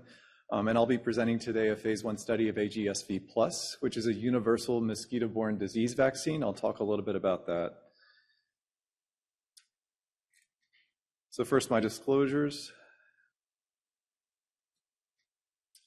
And next, an outline. So I'll be discussing roles and responsibilities up front, and then talk about the characteristics of this vaccine, the study design. I'll review the study results, and then talk about conclusions and next steps. So in terms of roles and responsibilities, this is a representation of a very large group of collaborators. So the vaccine itself was developed by Immutex, which is in UK. The IND sponsor was NIAID. The clinical site was our site at the University of Maryland. And then the mosquito component was done by Jesus Valenzuela at NIAID with Josh Laxina, who's here and a speaker after me. The immunogenicity component, again, was in UK. Data management and data safety and monitoring were NIAID, and statistical analysis as well. And the funding was through the UK Department of Health and Social Care. So a lot of players here. So what is this concept of a universal mosquito vaccine? So AGSV+ is comprised of 5 separate peptides. They're derived specifically from Anopheles gambiae, but the 5th peptide is also found in saliva from other mosquito species, including Culex, Anopheles darling, Aedes aegypti, Aedes albopictus. So you can think of the different diseases that they would transmit, including the ones that have been discussed so far, so dengue, chikungunya. We can think of malaria as well. So if there is a single vaccine that could be used to prevent multiple diseases, that would be of huge benefit. This vaccine was manufactured with FMOC chemistry. It was reconstituted and lyophilized, and then again reconstituted, injected subcutaneously. It does have positive stability characteristics. By the way, the results are available online. I'm happy to share a link to you if you wish. In terms of the study design, so we conducted this study in healthy participants in adults aged 18 to 50 years of age. So they underwent 2 vaccinations 3 weeks apart. So we had first vaccinations 3 weeks, and then the second vaccination, and then 3 weeks later, they were all exposed to mosquitoes. So one arm received exposure to Aedes aegypti. On the right, that was Aedes aegypti, and on the left, it was Aedes albopictus. And then 2 days after that mosquito exposure, we brought them back and we did skin biopsies at the bite sites to look at local mRNA expression profiles. We then brought them back again a week after mosquito feeding to look at their immune responses. So we had 2 basic blood draws initially, one at baseline and another 3 weeks after vaccination, and then another blood draw 7 days after the mosquito feeding. And we had safety follow-up for a year.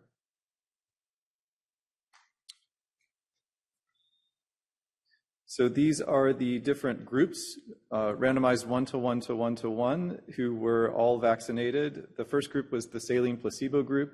The second group was the unadjuvanted vaccine group, so 2 doses of the unadjuvanted vaccine. The third group was the Montanide adjuvanted vaccine on dose 1, and then saline placebo dose 2, so we tested a single dose regimen. And the next group received 2 doses of the Montanide adjuvanted vaccine. The next group received 2 doses of the Alhydrogel adjuvanted vaccine. So what were the primary endpoints? We looked at adverse events, but also we looked at immunogenicity outputs, including AGSV+ specific IgM, IgG, and IgE results. We also looked at type 1 and type 2 T helper cell responses in terms of cytokines. So we looked at those immediately after vaccination, so 3 weeks after the second vaccine.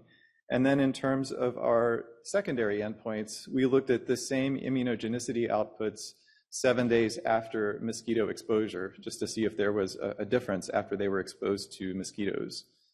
We also looked at survival and fecundity of the Aedes aegypti and Aedes albopictus that actually fed on these individual participants. And then for our exploratory endpoints, we looked at reactions to mosquito bites. We also looked at innate immune responses from the biopsies. We looked at in vitro viability of Zika virus coated in mosquito saliva. And then we also looked at Th1 and Th2 responses to specific saliva from different species.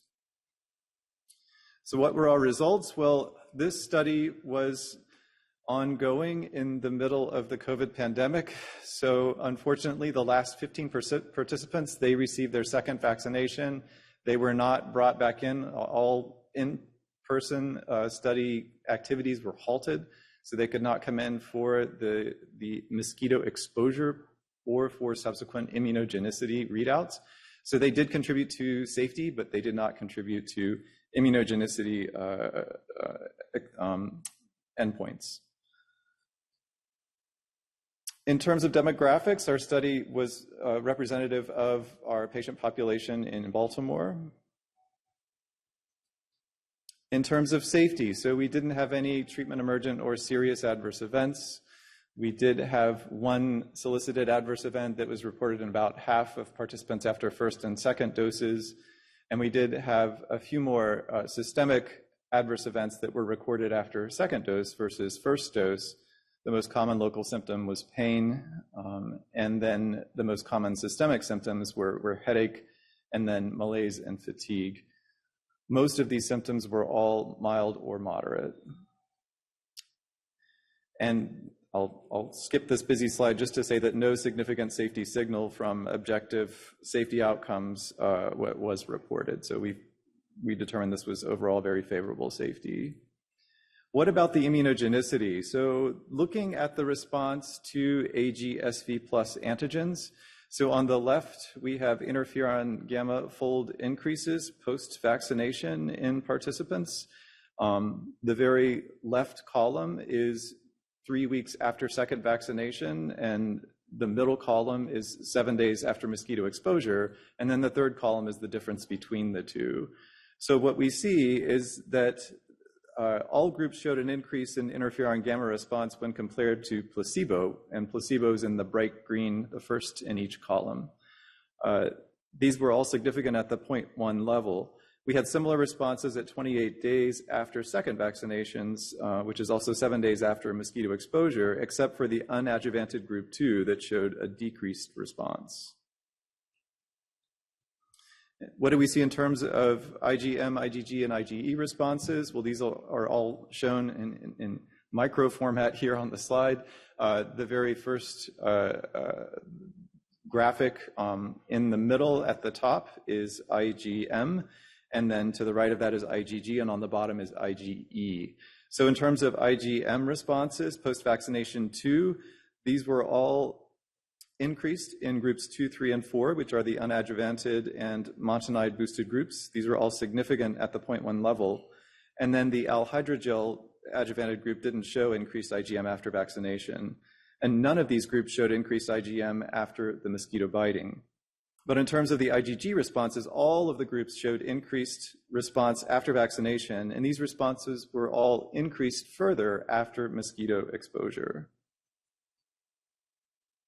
What about mosquito survival? Well, after exposure to Aedes aegypti and Aedes albopictus, there was no significant difference in the mosquito lifespan after biting, so it didn't alter the lifespan of these mosquitoes after being exposed to vaccinated participants.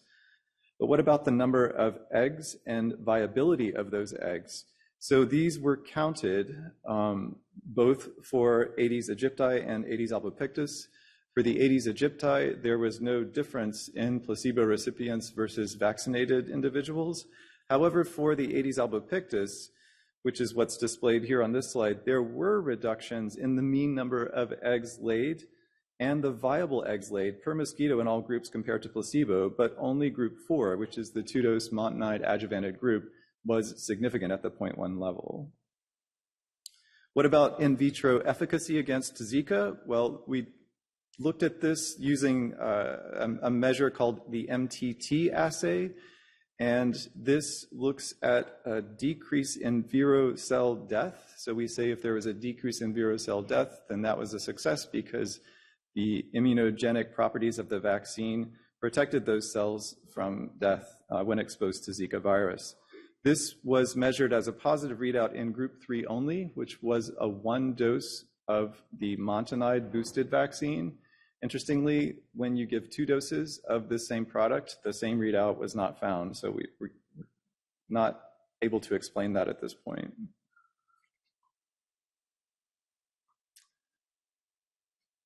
Skip this slide. So conclusions. So we found that AGSV Plus was acceptable. It showed a safety profile that is acceptable. It induced cellular and humoral responses in all formulations tested. And the humoral responses seem to be stronger in the Montanide adjuvanted version. And AGSV Plus in Montanide induced a significant reduction in the number of eggs and in the number of viable eggs laid by Aedes albopictus. And in vitro, the immune responses generated by the Montanide boosted single dose reduced the infectivity of Zika virus. So in the near future, the plan is to combine this with Plasmodium specific, which is malaria specific antigens, to evaluate efficacy in malaria animal models, possibly for future development. That's all I have. Thank you very much. Thank you very much. Our next presenter is Dr. Joshua Lasenza from the National Institutes of Health.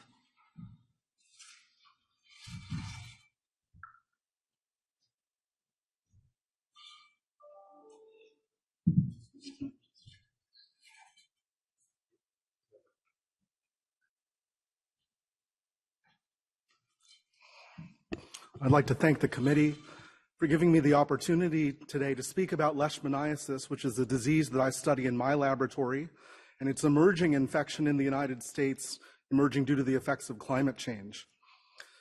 Leishmaniasis is caused by over 20 species of protozoan parasites that are transmitted via the bite of infected sandflies when they take a blood meal.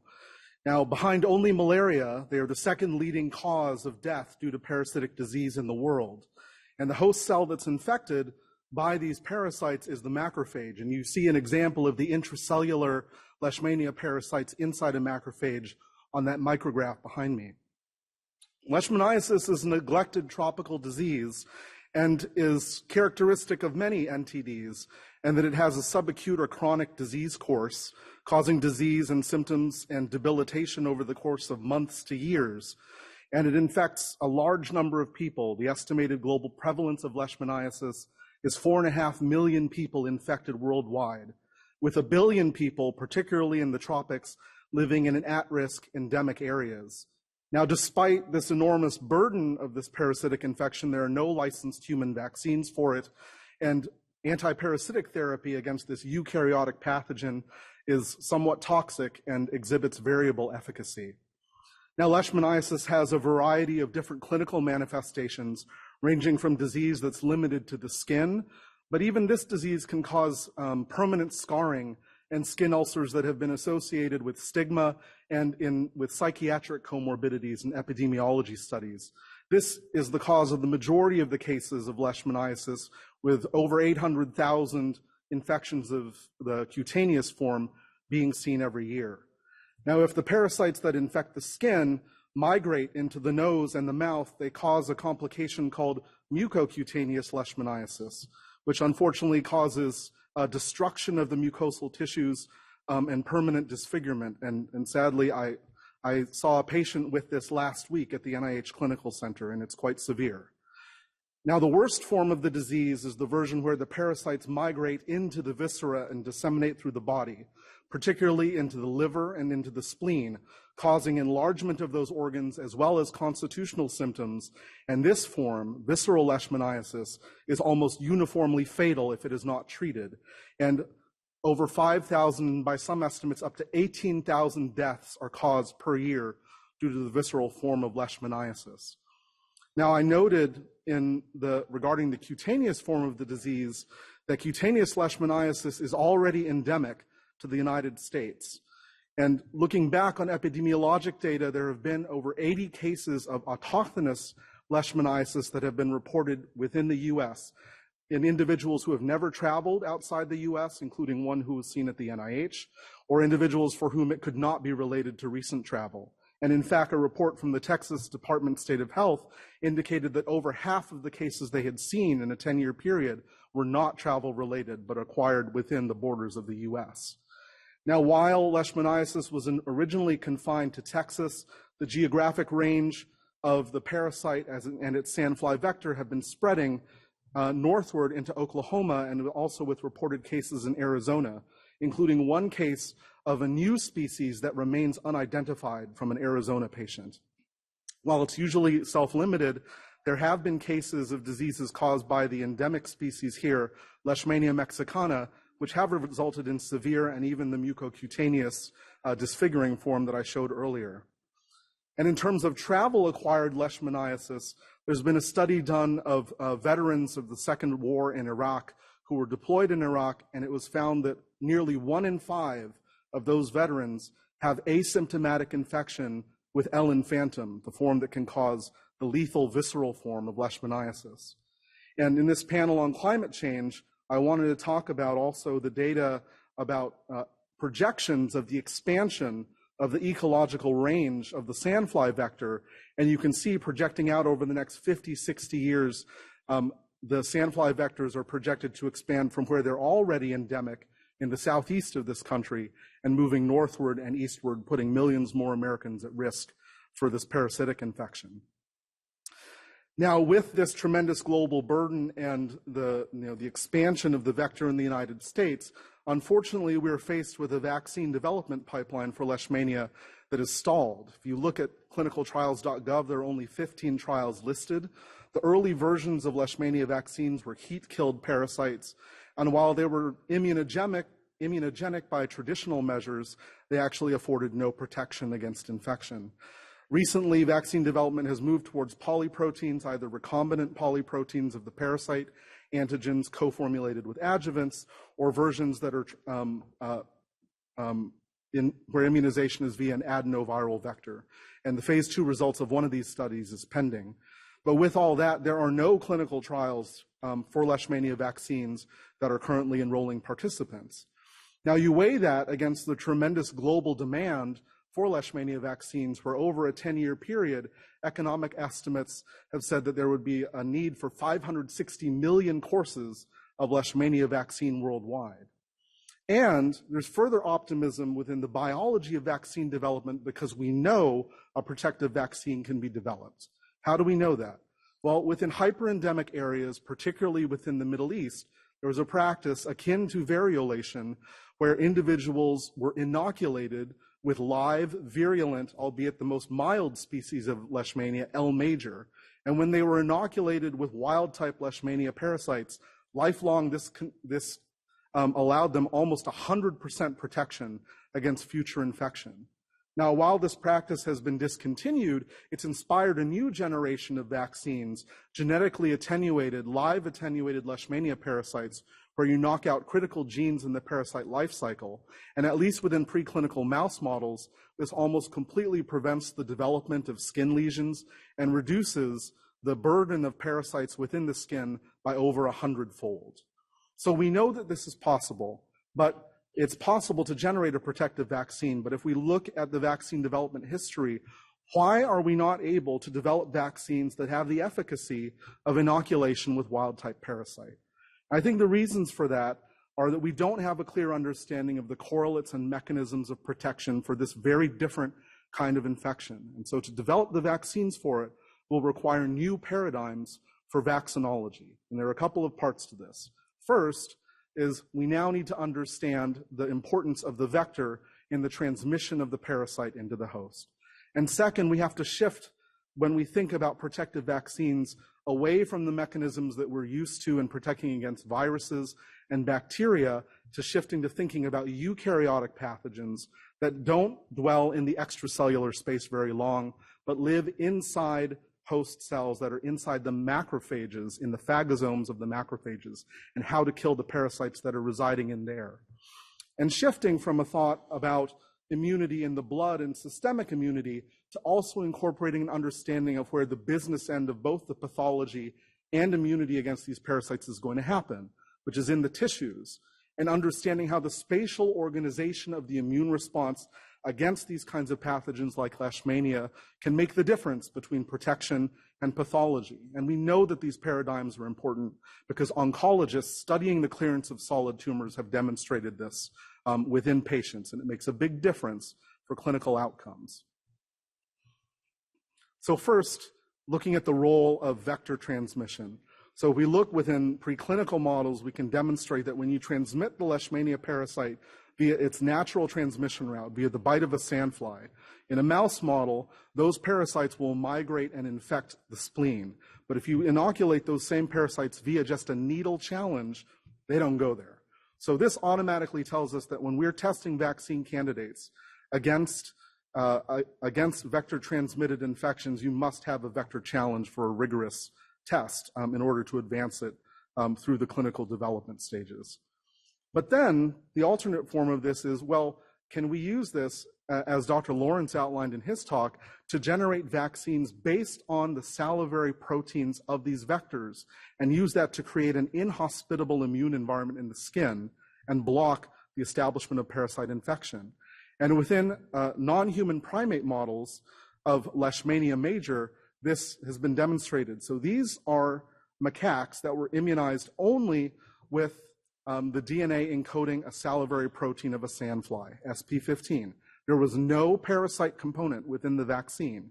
And yet that vaccination in the macaques, the 7 out of the 10 who developed strong interferon gamma responses were able to cause a tremendous decrease in the severity of the skin lesions and an over 1,000-fold decrease in the parasite load in the skin. So illustrating that even alone, there's a lot of efficacy in using salivary protein vaccines to prevent disease, but of course in the future, these will be co-formulated with parasite-derived antigens. Now I want to return to this issue of how are we going to discover the new correlates and mechanisms of protection against these complex pathogens. And within my laboratory, I've adopted approaches from systems immunology to approach this in a global and an unbiased way. So first is using the most modern techniques in single-cell analysis. This is the single-cell transcriptome of a skin lesion of a patient that I saw at the NIH clinic with Leishmania brasiliensis. And we can now resolve with single-cell resolution, gene expression, cell surface protein expression, and the epigenome of cells, and use that to define and implicate the subsets that are involved in immunity.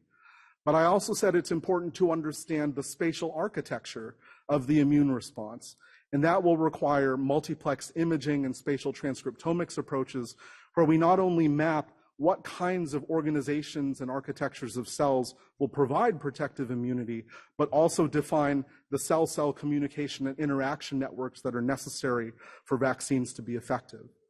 And then what's important and was highlighted nicely by Dr. Mahmoud was using mechanistic modeling to look at the nonlinear dynamics of how these immune responses unfold, but how they unfold in a tissue. So I'm using these models in a different context and way than what was presented in the earlier talk, but with the same idea that using these mechanistic modeling and being able to use math where you don't have, it's not going to be obvious exactly what are going to be the critical parameters.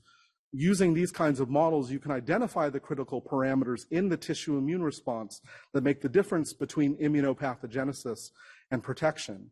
And you also, for vaccine development, have the benefit of doing thousands of different combinations of parameters and in silico experiments.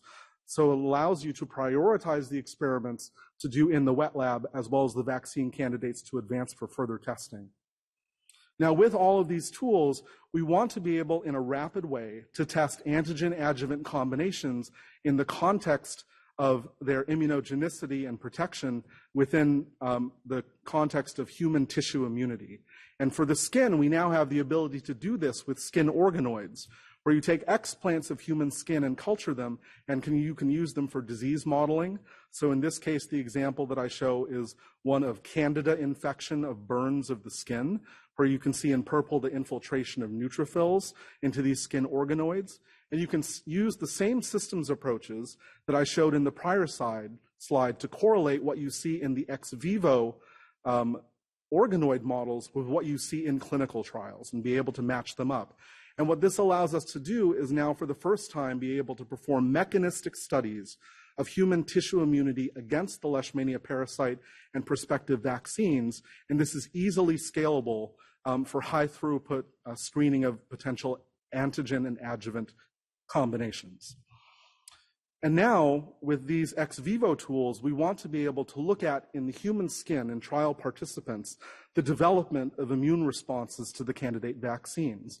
So with a standard skin punch biopsy, once you take the piece, it's gone.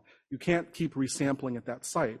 But there have been innovations from the biomedical engineering world that have developed microbiopsies. And you can see there the difference between the size of a microbiopsy needle and a standard skin punch biopsy, where without needing anesthesia and without causing any scarring, you can serially sample from the same site at different time points after vaccination and look at the development by gene expression of an immune response to candidate vaccines, and now develop tissue signatures of vaccine-induced immunity.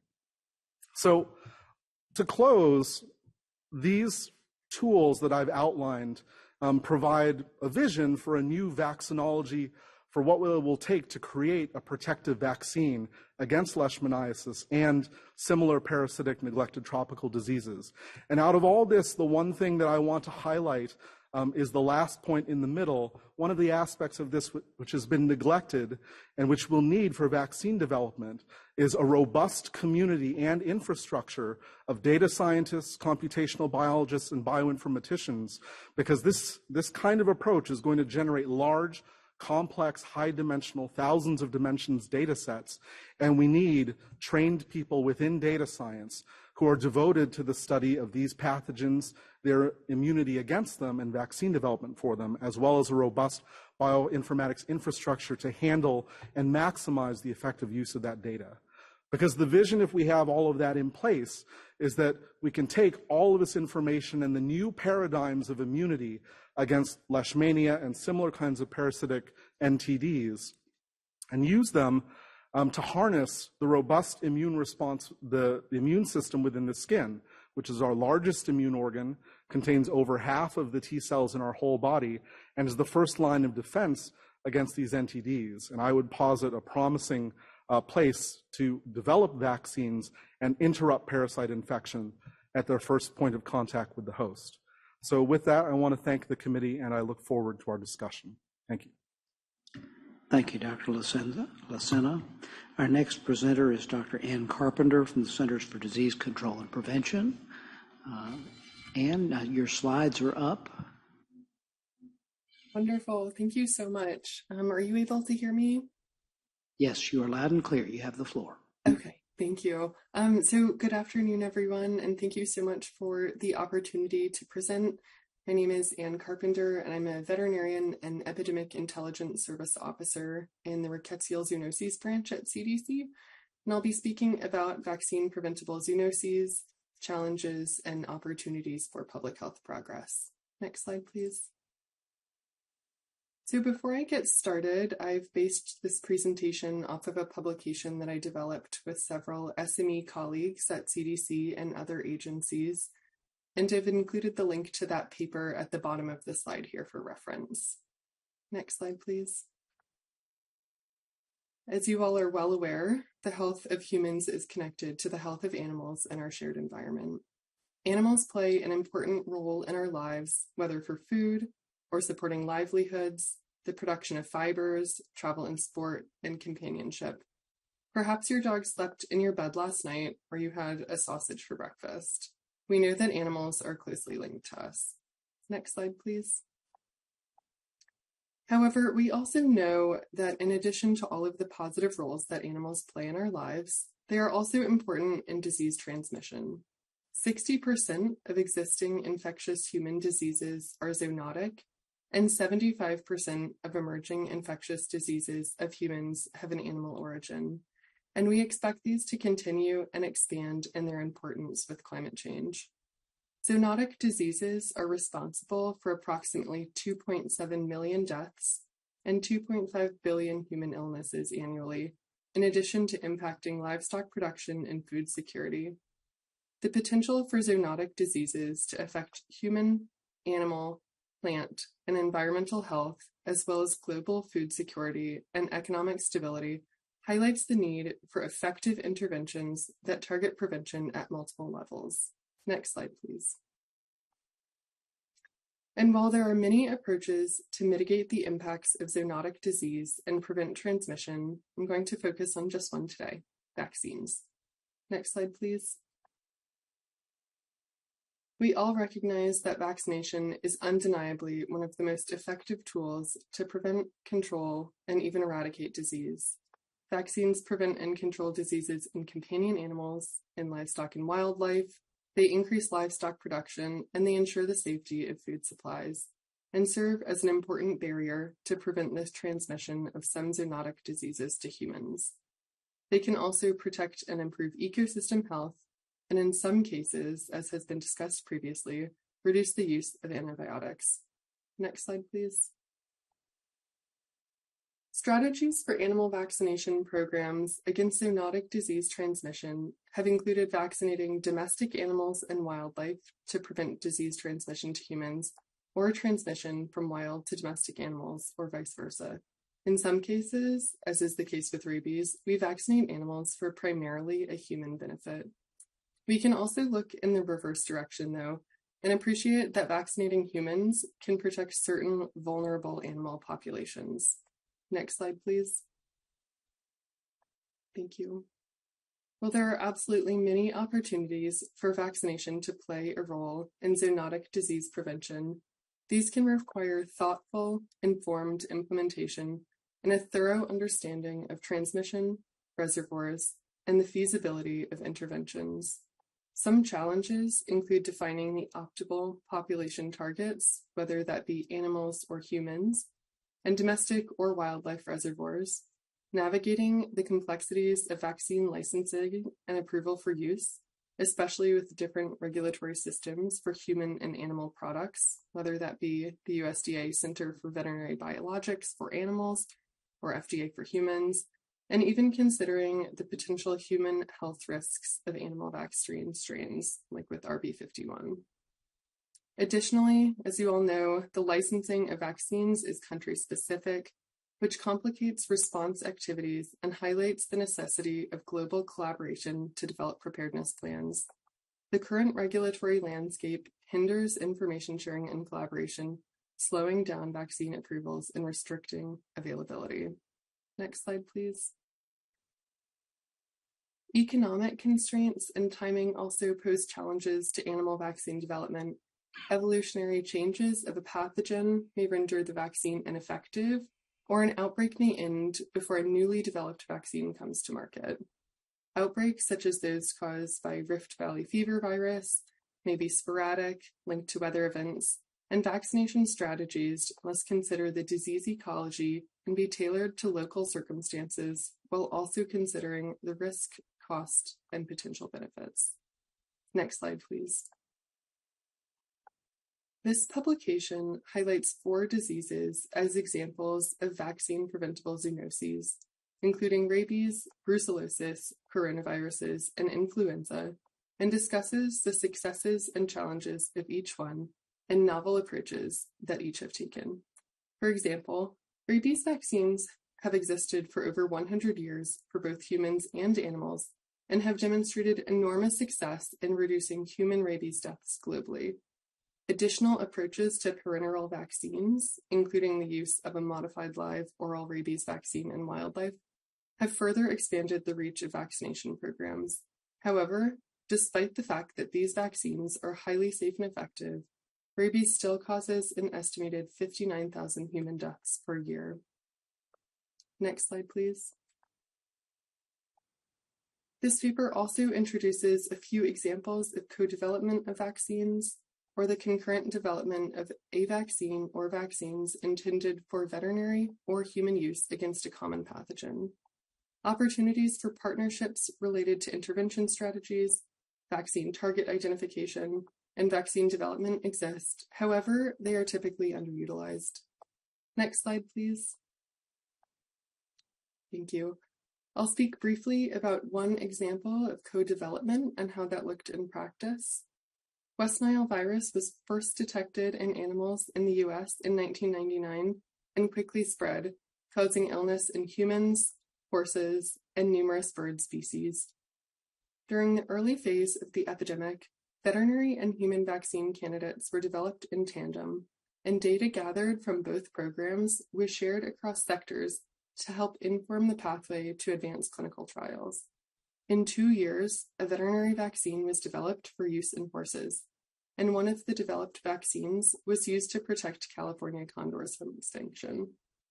In this instance, the development of a veterinary vaccine helped inform the development of a human vaccine by providing information on safety, duration of immunity, and immune protection. The cost of developing an animal vaccine is approximately 10% of that of developing a human vaccine, and the West-Nile virus vaccine co-development provides an example of the potential for collaborative vaccine development through coordination between human and veterinary sectors. Similarly, data sharing and the development of vaccines against Lyme disease and MERS-CoV, have been facilitated by coordination between human and animal sectors. The common themes of collaborating and information sharing are critically important here, recognizing the contributions of each group, whether human, animal, or wildlife health, and how the collective knowledge can be leveraged to best benefit the impacted populations. Next slide, please. Thank you. Historically, human and animal health sectors have primarily focused on preventing diseases that affect their respective species. Human and animal health agencies have their own specific knowledge and tools, including surveillance data, which are needed to direct efforts to prevent these diseases in their species. But the collaborative One Health approach that is needed to address zoonotic diseases is lacking. As a result, prevention plans are oftentimes limited in scope and reactive in nature. Sector-specific approaches to zoonotic disease prevention and control efforts that do not consider the complex landscape of disease ecology and multi-host diseases using a One Health approach miss opportunities for more significant success. While a comprehensive, sector-inclusive approach to use vaccines to prevent zoonotic disease is undeniably more complicated than only focusing on human or animal populations, careful examination of disease reservoirs, vector ecology, and transmission dynamics may identify unique opportunities for effective intervention. Vaccination as a method to prevent zoonotic disease holds tremendous promise, not only to prevent animal infections, but also to protect human health, food security, and wildlife populations. These examples highlight the importance of partnership between groups and sectors, whether disease ecologists, virologists, veterinarians, or public health professionals. Next slide, please. And with that, I would like to thank my team members at CDC and other agencies who helped develop this publication and the associated presentation. And I'd be happy to answer any questions in the Q&A session. Thank you so much. Thank you very much, Ann, and I want to thank all of the members of this panel. Are there any questions or comments from members of the committee, either in the room or online? Daniel, please. Thank you very much to all the speakers. I thought that was a very exciting panel. I wanted to drill down on the novel salivary, at least component vaccines that might be combined with pathogen-specific antigens. It makes a lot of sense to me how that can work for something like leishmania that infects macrophages pretty much only. And if you induce a Th1 response, interferon gamma will help the macrophage inhibit the intracellular pathogen. I'm having a harder time understanding the protective mechanisms for something like Zika, where it has a broader range of cell types that are infected, including some that don't, at least classically, at least I don't know, of them being able to respond to interferon gamma in a similar way. And particularly if you have a vaccine that's just got the salivary antigens, so that they're not even present during your MTT assay, as I would think. So I'm just wondering if you could expand a little bit Matt, on the concept of how you think these could elicit protective mechanisms in vivo.